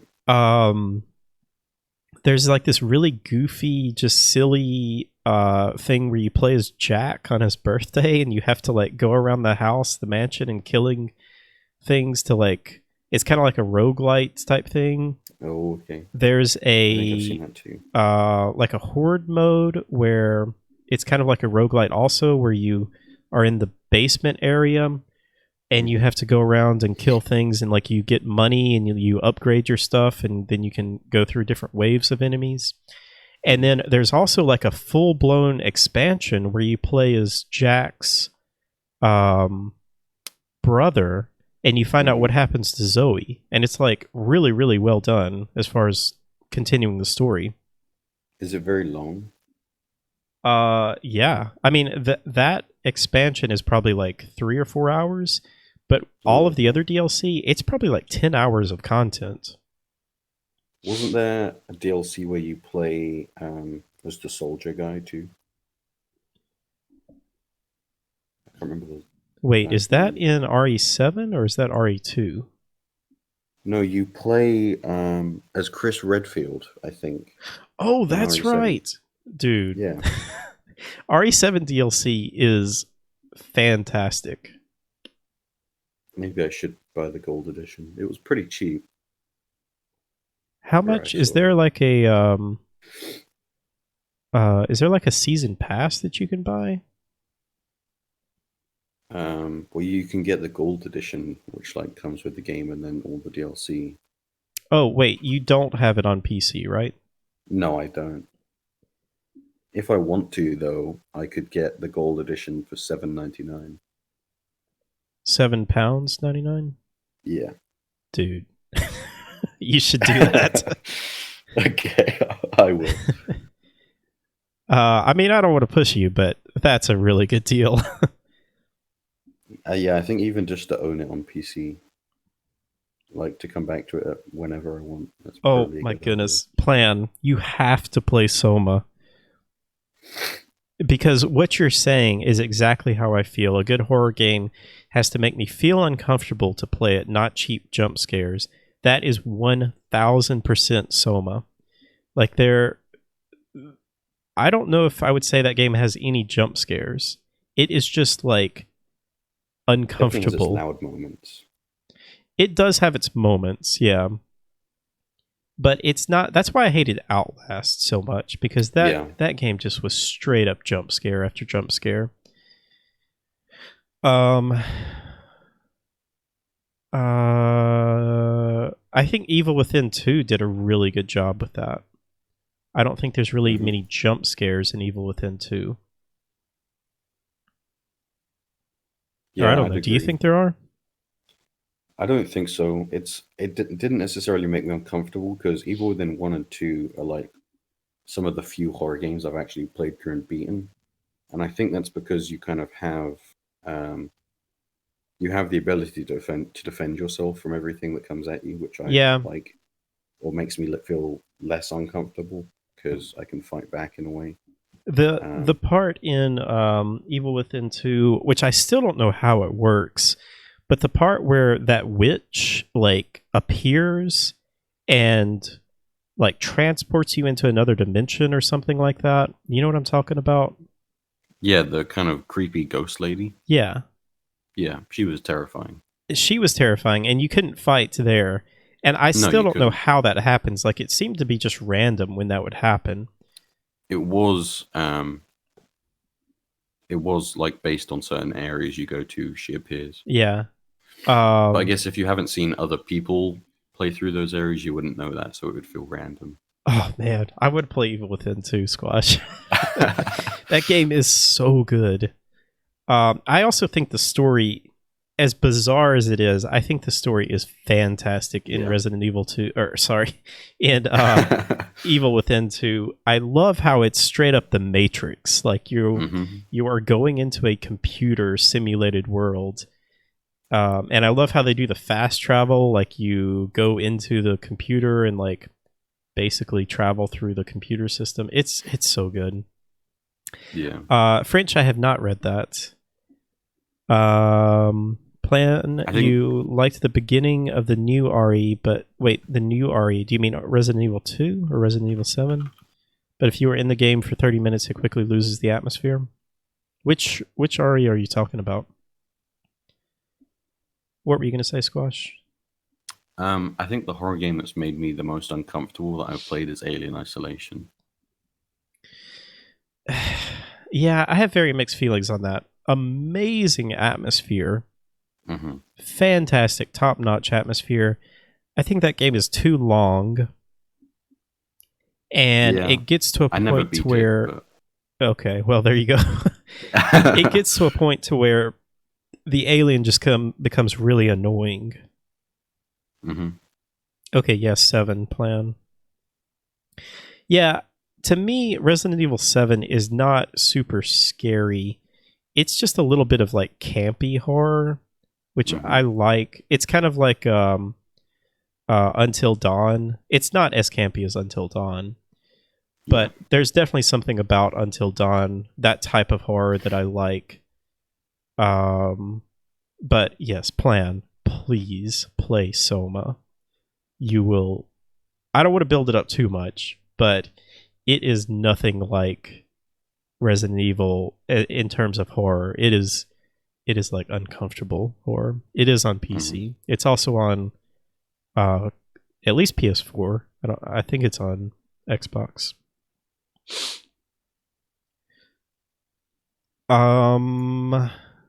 Man, I don't know how in the world we've gotten off on these topics, but this has been fun talking about all this stuff.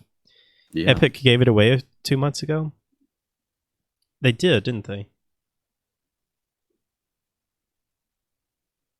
Let's see. Any other news that we have? Red Dead Redemption 2 is coming to Steam on December 5th. Yep. Halo Reach comes out tomorrow on PC. It does. It comes out tomorrow. Modern Warfare Season 1 comes out tomorrow. Phoenix Point comes out tomorrow. Very excited about that. Completely forgot about that. Let's see. I'm just looking through Reddit for any other news type stuff. Phil Spencer said he was excited for Half-Life Alyx despite VR exclusivity, and they said that they are not really focusing on VR at all for Xbox. Mm-hmm. There was an interesting video that was posted on the PC gaming subreddit. I don't know if you saw this, because I know that you have some trouble with this, solving motion sickness issues in VR. Oh, okay. Did you see that? I did not. I'm not all that active on Reddit. I'll post it in chat. I thought it was an interesting video. Might be worth a watch. It's not super long. Mm-hmm. Let's see. What else? There's a new Batman game that's will reportedly be revealed. I feel like they've been saying that for a long time, though. Yeah. I don't know if I entirely believe it. Oh man, Plan! I am so excited. Are you on Steam, Plan? If you are, send me a friend request. I'd love to chat with you about it. I'm just Hal451 on Steam. What else? Looking. Have you played any more Pokemon? I kind of fell off on Pokemon. It just kind of died out for me. Do you think you'll go back? No, I don't think so. Really? Are you done? Nah. I think so. Unfortunately for Pokemon, I guess. I picked it up for a pretty good sale for Black Friday. I got it for like $42. That's pretty good. So I'm curious to check it out. I'd be interested to hear what you say. Other than that, man, we always do this. We don't think we're going to have any time to talk about anything, and we've just spent 2 hours. Do you have time to go through some of the Game Awards, or you want to save that for next week? I can talk about the Game Awards for a bit. Yeah. Let's see if we can make it through the rest of the categories. We had talked about, we kind of started at the end last time. Let me pull this up on the main screen. There we go. All right, so I think we had talked about best multiplayer game. I chose Modern Warfare for that. Mm-hmm. Mobile game, independent game. You didn't get Disco Elysium, did you? No, not yet. Not yet. Not yet. I'll get it one day. Votes for Dead or Alive 6. French, you really like that game. You played a lot of that, haven't you? I think Outer Wilds probably deserves the independent game. I think we talked about that. Yeah. I want to play Concrete Genie. Mm-hmm. I still want to play Grease. Haven't played that. I have played that. Oh, what'd you think about that? I didn't get the whole thought-provoking side of it. Okay. Or kind of the message behind the game, but it was pretty and it was fun enough to play. Sea of Solitude, I'd like to play that also. Mm-hmm. I was pretty excited for that, but I saw the reviews and kind of got a bit... Yeah, they were kind of mixed. Yeah. Good physics for Dead or Alive 6. Yeah, that's what I've heard.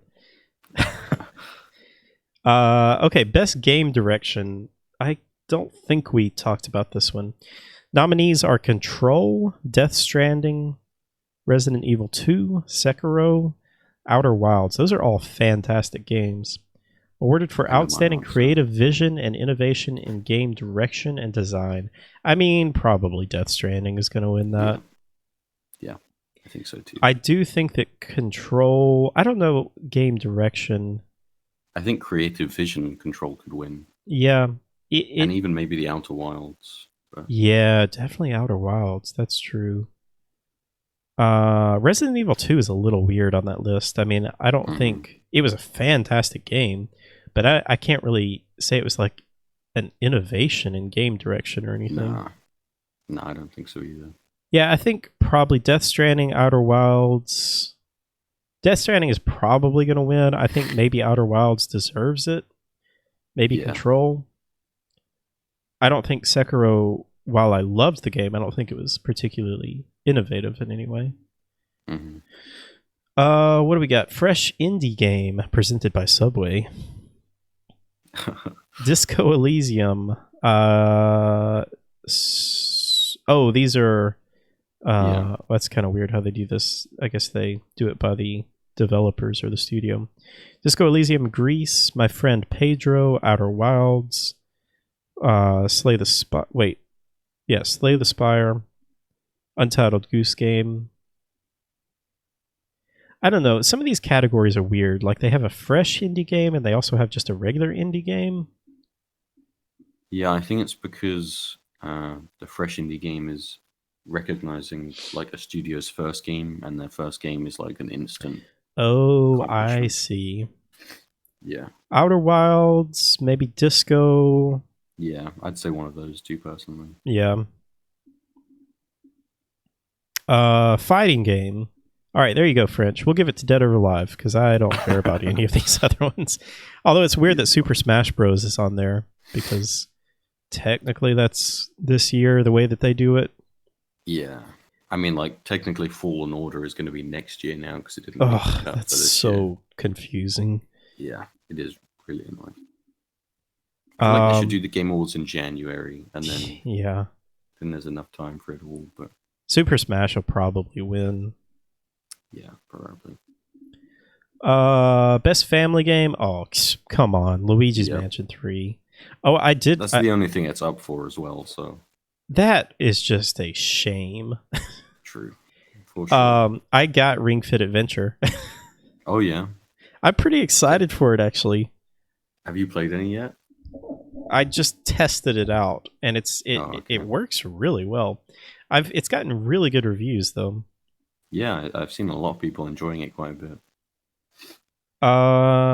Super Mario Maker 2. Super Mario Maker 2 really didn't seem to take off that much compared to the first one, it seems like. I think it was good and popular on release, and then the people who were still really enjoying Super Mario Maker 1 then became the fan base for 2, and everyone left it alone and moved on to other games. These are literally all Nintendo games for best family game. Yeah, that is true. Luigi's Mansion, Ring Fit Adventure, Super Mario Maker, Super Smash Bros., and Yoshi's Crafted World. That's kind of odd. I mean, do any other companies really make family games? I don't know. I mean, I hope that Luigi's Mansion wins that. Yeah, I do too. Although I wouldn't be surprised if bloody Smash Bros. Wins. Yeah. All right, we're going to skip all of the esports stuff. Yeah. There's so much esports. Content creator. Community support. Recognizing a game for outstanding community support, transparency, and responsiveness. We have Apex Legends, Destiny 2, Final Fantasy XIV, Fortnite, and Tom Clancy's Rainbow Six Siege. I don't really have on Destiny. Yeah, I don't really have much opinion on any of these. Destiny, I think, would be a good one. I mainly say Destiny because they've now been released by Activision, and so they've been a lot more transparent and responsive in terms of issues with the game. Yeah. Final Fantasy, I know, is huge. Final Fantasy 14. Yeah, I feel like any of these really could win it. Yeah. Best audio design. Recognizing the best in-game audio and sound design. Call of Duty Modern Warfare does have fantastic design, sound. Control, I think. Oh, Control does have really good sound. That little like, I don't even know what it is, but like when you use your powers to like suck an object to you, the telekinesis thing, and like throw it, that little that thing sounds really cool. Death Stranding has good audio. Not the best though, I don't think. There's a lot of like menu sounds in Death Stranding. Gears 5. Resident Evil 2 and Sekiro Shadows Die Twice. I'd I say Modern Warfare I think I would give it or to Modern RE2, Warfare 2. because I think Resident Evil 2 had pretty good audio. Yeah, But Modern Warfare definitely, I think, kind of takes it. yeah. Best art direction for outstanding creative and or technical achievement in artistic design and animation. We have Control, Death Stranding, Grease, Sayonara Wild Hearts, Sekiro Shadows Die Twice, Legend of Zelda Link's Awakening. Gross. Sorry. Grease is beautiful. Mm-hmm. Death Stranding is definitely. I don't know. Some things I love about Death Stranding. I don't like how many rocks are in Death Stranding. They do the rocks well, though. Personally, I think I would Pretty give it to rocks. Control. I just love the design and the art in Control. I love how it's like really bright, contrasty colors, like the really red and like dark blacks and grays and like the yellows in it. I really like that. What would you give it to? I hate 2, but I would probably give it to Death Stranding. That's fine. As long as you don't give it to Legend of Zelda Link's Awakening, I don't care. Maybe Link's Awakening. Death Stranding, probably. There are some beautiful areas in Sekiro. That is true. Action adventure game. Borderlands 3, Control, Death Stranding, Resident Evil 2, Legend of Zelda, Link's Awakening, Sekiro, Shadows Die Twice. I think I know my answer. I think I'd go with Sekiro.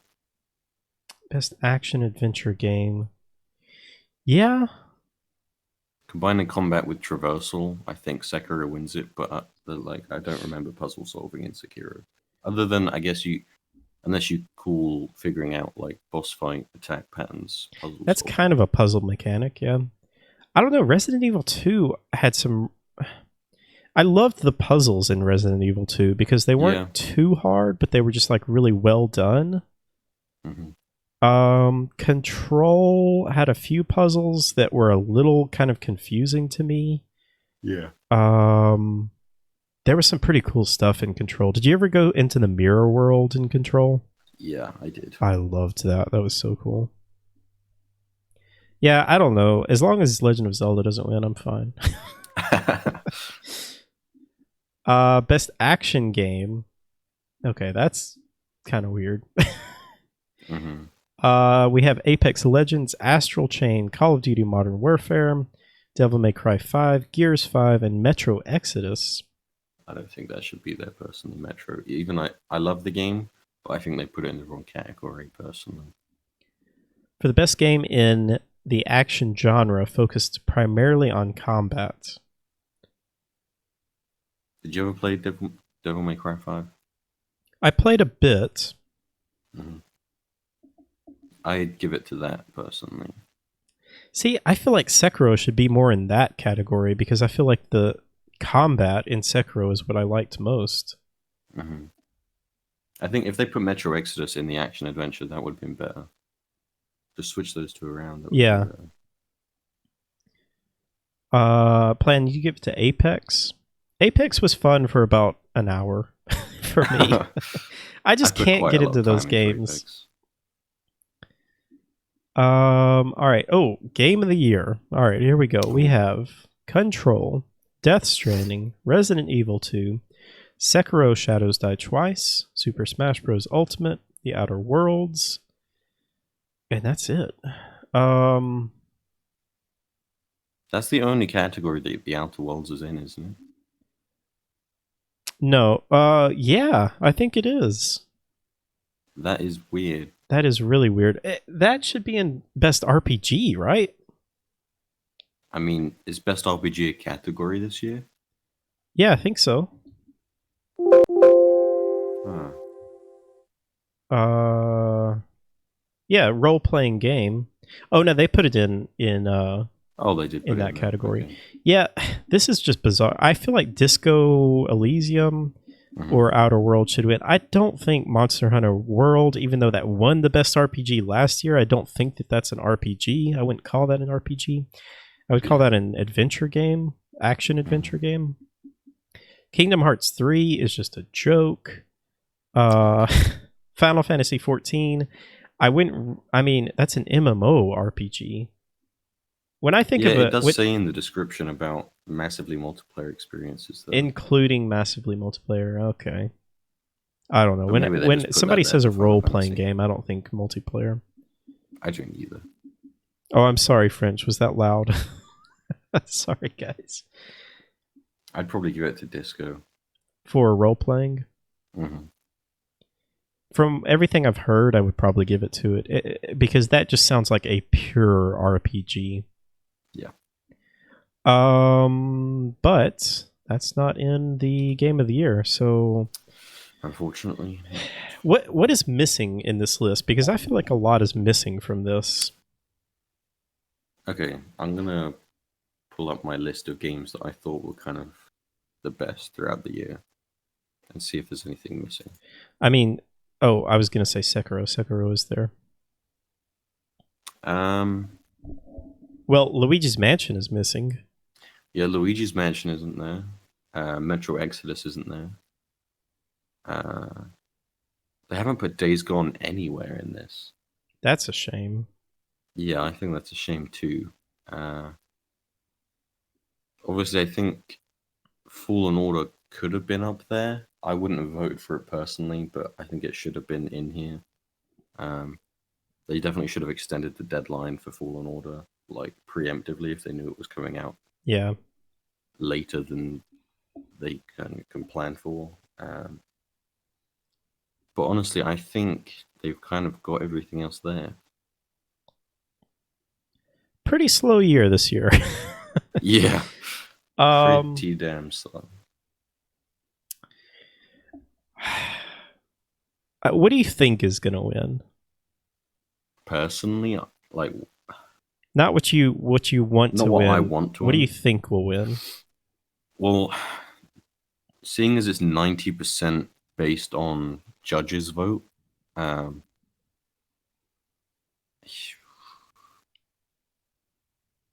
probably Death Stranding. See, I don't know because I feel like so much of the mainstream media is not really in love with Death Stranding. Yeah, that's fair. Actually, that's true. But then again, we don't know who the judges are, because if the judges are like people from different areas of mainstream media, then I don't know what they would choose. It's really, I don't know. It's just a weird. It's a weird set of way games. to do it. Control. I feel like I've heard quite a few people talk about Control that they really liked it but didn't love it. Mm-hmm. Death Stranding has just been all over the place. Like some people love it, some people really hate it. And see, that's what I feel like. Like like you have a group like Easy Allies. Like they all voted collectively. So I feel like there may be some people that loved that game, but there were a lot of people that hated the game. So like they're gonna, vote as a group. And there's a lot of media places like that, like Game Informer. They voted as a group about a game. Yeah. Oh man, they have a lot of judges. Yeah. I thought it was just like 10 or 15, but they have tons of different. Resident Evil 2, I think, could be a strong contender, but I think there's going to be a lot of people that are going to argue that, it's a remake and therefore should not be eligible, and so they're not going to vote for it. I think that's kind of silly, though, because I think a full-on remake like this is absolutely should qualify. Mm-hmm. I don't think Legend of Zelda Link's Awakening should qualify because I wouldn't really call that a remake. That is just like a 1-to-1 remaster. Yeah. Sekiro, I could see getting a lot of votes. although it came out really early this year, same thing with Resident Evil, and I feel like a lot of people kind of forget about that. Yeah. Kind of the same thing with Super Smash Bros. I really hope Smash doesn't win. I hope it doesn't either. I mean, I wouldn't really care that much, honestly, because the thing is, like, none of these games just like really, really stick out to me. Yeah, that's true. This really hasn't been that great a year. Like, you know, last year we knew it was going to be God of War or Red Dead, and I was fine with either one of those winning. Yeah, same. And then Outer Worlds, again, I feel like it's some of the other ones. Like, a lot of people like it, but they don't love it. Next year will be awesome for games. I honestly can't. And gamers. Plan. Man, I don't know. I think it's really tough. We're talking about what we think is going to win, not what I want to win. Yeah. I think... I don't even know what I would want to win. It's so close. I think it could go like to either Sekiro, Death Stranding, or Resident Evil. I think it's going to be between those three games. Yeah, I think it will be between Death Stranding or Resident Evil. French, you think the Outer Worlds will get it? I just don't think there was that much excitement and kind of critical acclaim behind it. Yeah. I mean, I think a lot of people really enjoyed it, but I don't think they loved it, you know? Yes, Plan. Part 1 of Final Fantasy VII Remake will be coming out next year, which is supposed to be like a full-length Final Fantasy. Okay, now what do you want to win out of this list? This is tough for me too. Well, I mean, I'll say my top 3 that I've thought about, only 2 of the games in my top 3 are there. I think for me, it's going to come down to... I think it's going to come down to Resident Evil 2 or Sekiro for me. I didn't enjoy Sekiro that much, I don't think. Like, I liked the game and enjoyed it, but I think compared to other Dark Souls games, although when I think about it, I don't know, I kind of liked it quite a bit. I don't know. That's the thing. It's hard because it came out so early this year, and you know, when I think back, like, I streamed that game for 14 hours straight the first night, and then I streamed it for like 12 hours the next day, and then like another 12 hours the next day. I loved that game. And kind of the same thing with Resident Evil 2. Like, I went into that game totally blind and was expecting it to be good, but it really like blew me away as far as how good it was. Control was really, really good, but I feel like it's a little bit more of a niche type game. And, you know, I haven't played Outer Worlds and haven't finished Death Stranding. I don't know. I think it's going to come down... I still don't know, but I think it's going to come down to Sekiro or Resident Evil 2 for me. Yeah, I think this... based on that list, it would be between Death Stranding, RE2, and Sekiro. Yeah. Well, it's a 3-way tie for Death Stranding, Resident Evil 2, and Sekiro. Yeah. We'll just do it that way. Yeah. I think if I have to pick... Man, I don't know. Resident Evil 2. I think I'm going to go Resident Evil 2. If you had to pick one. I haven't beaten Death Stranding yet, though, so... Yeah, that disqualifies it. You can't answer that. I can't say Death Stranding because I haven't beaten it. So if I had to pick I don't think you can. Evil 2 and Sekiro, then... So, like, I've never beaten Skyrim, so I can't say it's one of my favorite games of all time. Nope. Okay. No, here's the thing. If out of this list of games, if you hadn't finished Death Stranding, but you just, like, say it's the greatest game you've ever played, even though you haven't finished it, then I would be fine with that. But I don't think it's the greatest game you've ever played. No, it's not. Okay, well, between Resident Evil and Sekiro,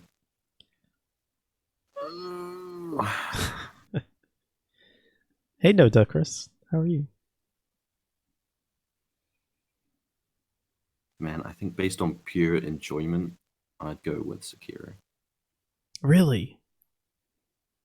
Yeah, Resident Evil. I mean, it's so hard to say that one's better than the other because they're unique and good in different ways.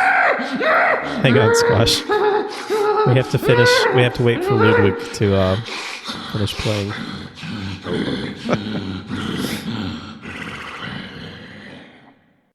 Okay. Yeah, Resident Evil. It like horror games in my eyes, when they're done well, I can enjoy them. Like Resident Evil 2, RE7, Evil Within games. And while there are obviously good horror games out there that I haven't played because I don't want to play them because I'm too scared of them, but Resident Evil 2, I don't necessarily get enjoyment from horror. I get like that adrenaline rush. And then, but with Sekiro, I kind of had that pure game enjoyment and fun with it. So I'd say that if I had to really like split hairs. Yeah, it's a toss up for me. Like I could go either way. You could ask me tomorrow, and I may say Sekiro. Today, I'll say Resident Evil 2. Yeah, I'm the same, honestly. Wednesday, I'll say Control. I don't think I'd ever say Control. Yeah, I hate that you didn't enjoy Control as much as I did because I really, really enjoyed Control. I mean, I don't blame you. I feel like it definitely is a little bit more niche. But, man, I really liked Control. I think in my head, I compare Control to games like Bioshock and Prey. Yeah. You hate Bioshock and Prey, we all know. I just have to bring it up every time. Yeah, I mean, you know, some people just don't like those kinds of games or can't get into them. Mm-hmm. I don't know, Plan. Ask Squash. I don't want to explain why. We give poor Squash so much hate for not liking Bioshock. It's okay. It's a long story. You know, it could be it could just be, you know, you play it 5 years from now and end up loving it. That's true. There's definitely been games like that for me. Well, I mean, Resident Evil was like that. I tried many times to get into Resident Evil and never could get into it. Mm-hmm. Except Resident Evil 4, because that game is trash. Okay. Controversial opinion time. There's no controversy about that. It's terrible. I think there's a few people who disagree. Nope. Everyone agrees. It's terrible. All right, well, that's our show. Just cut everyone off. Yeah, I did not like Resident Evil 4. That's fair enough. I can see why. Is Resident Evil 4 the one with the dog? No. Resident Evil 4 is the one where he plays Leon and it starts in the like kind of cult town area. Yeah. Like the village area. And then you go to a castle. The controls ruin that game, honestly. I don't care what anybody says. The controls ruin it. Honestly, an RE4 remake would be the best. Oh, Brian. Sneaking in here saying all Resident Evil is trash. An over-dramatic storytelling with bad controls and redundant tropes. Ouch. All right. That is controversial to say the least. Have you played RE2, Brian? I think the controls are fantastic in RE2. I'd agree. Even in RE7. Also, yeah, I was going to say RE7. You thought the controls in 6 were fine? I just saw an article on Kotaku saying that Resident Evil 6 was not as bad as people think it is. You didn't play 2, you tried 1 and 3 and gave up entirely. Okay, well, I don't think you can say that they're all trash because I agree with you that 1 is very difficult to get the hang of the controls. And 3 is the same way, even though I haven't played 3, but I know that, yeah, they have the old tank controls. You can say it. Doesn't mean I know what I'm talking about. All right, fair enough. Yeah, Resident Evil 2 is really good. Resident Evil 2 and Resident Evil 7, I feel like those are both, if you want more of a modern take on it, or just play Evil Within, that's a much better version of RE4. I'd play RE2 Remake rather than Evil Within. Whoa, hold on. Yeah. Evil Within 2 versus Resident Evil 2. You would pick RE2? We have to compare these games now. Yes, we have to. Oh God. Resident Evil 7 is first person, Brian. Just saying.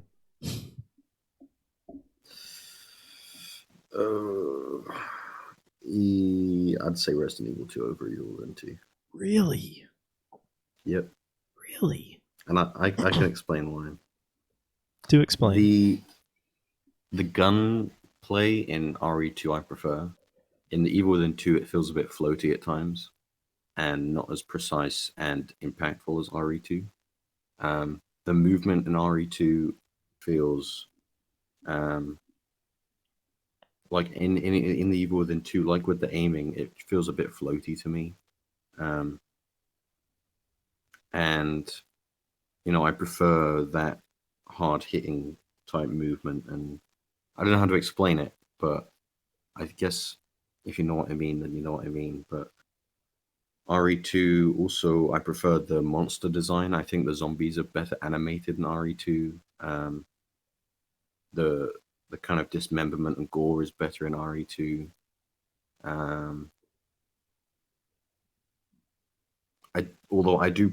will say I prefer the story of Evil Within 2 compared to RE2. Okay. The end of of Evil Within 2 is weird as far as the gunplay, where you play as, what's her name? What is her name? I can't remember. Shoot, it's right on the tip of my tongue. It's like this on-rail shooter or something. It's really bad. Yeah. That definitely takes Evil Within 2 down, like 1 point for me. Mm-hmm. Brian says he thought BioShock was trash until Infinite came out as well. Infinite was the game that felt more natural, less clunky, and C-grade. Okay. Was it Kidman, the woman's name? Kidman, yeah. Yeah. Huh. I don't know. Interesting discussions. I love talking about this stuff. I hope you guys have had fun. I think we are probably going to wrap it up. It's getting pretty late. Mm-hmm. But this was really fun. I really enjoyed talking about all this stuff. I love these discussions. And I think we had some really good discussions today. For sure. Thank you all for coming out. We do this podcast every week. Mondays at 1 p.m. Central Time. That's 7 p.m. GMT, 7 p.m. CET. And if you're not in those time zones, then just figure it out. But yeah, thank you so much. We'll be back next week, and we'll probably, I know I will have played a lot more games, and I imagine Squash will too. Hopefully, yeah. Squash, where can we find you? You want to plug your Twitter? Yeah. So I don't stream on Twitch, but you can find me at squash_CT on Twitter if you want to kind of see what I'm saying. And I tend to kind of retweet all the news that's coming out every day. So if you don't know how to keep up with it, then give me a follow and you should see my retweets about all that stuff. There you go. You can post it in chat too if you want. Will do. And I am Hal451. I stream right here on Twitch on this channel. Brian, no worries that you missed this. You can always catch the VODs. They'll be saved, and you can go back through those anytime you want. But I think that's going to do it for us until next week. So Squash, thank you as always for doing this with me. No problem. We'll see you guys next week. All right. Bye, everyone. Bye-bye.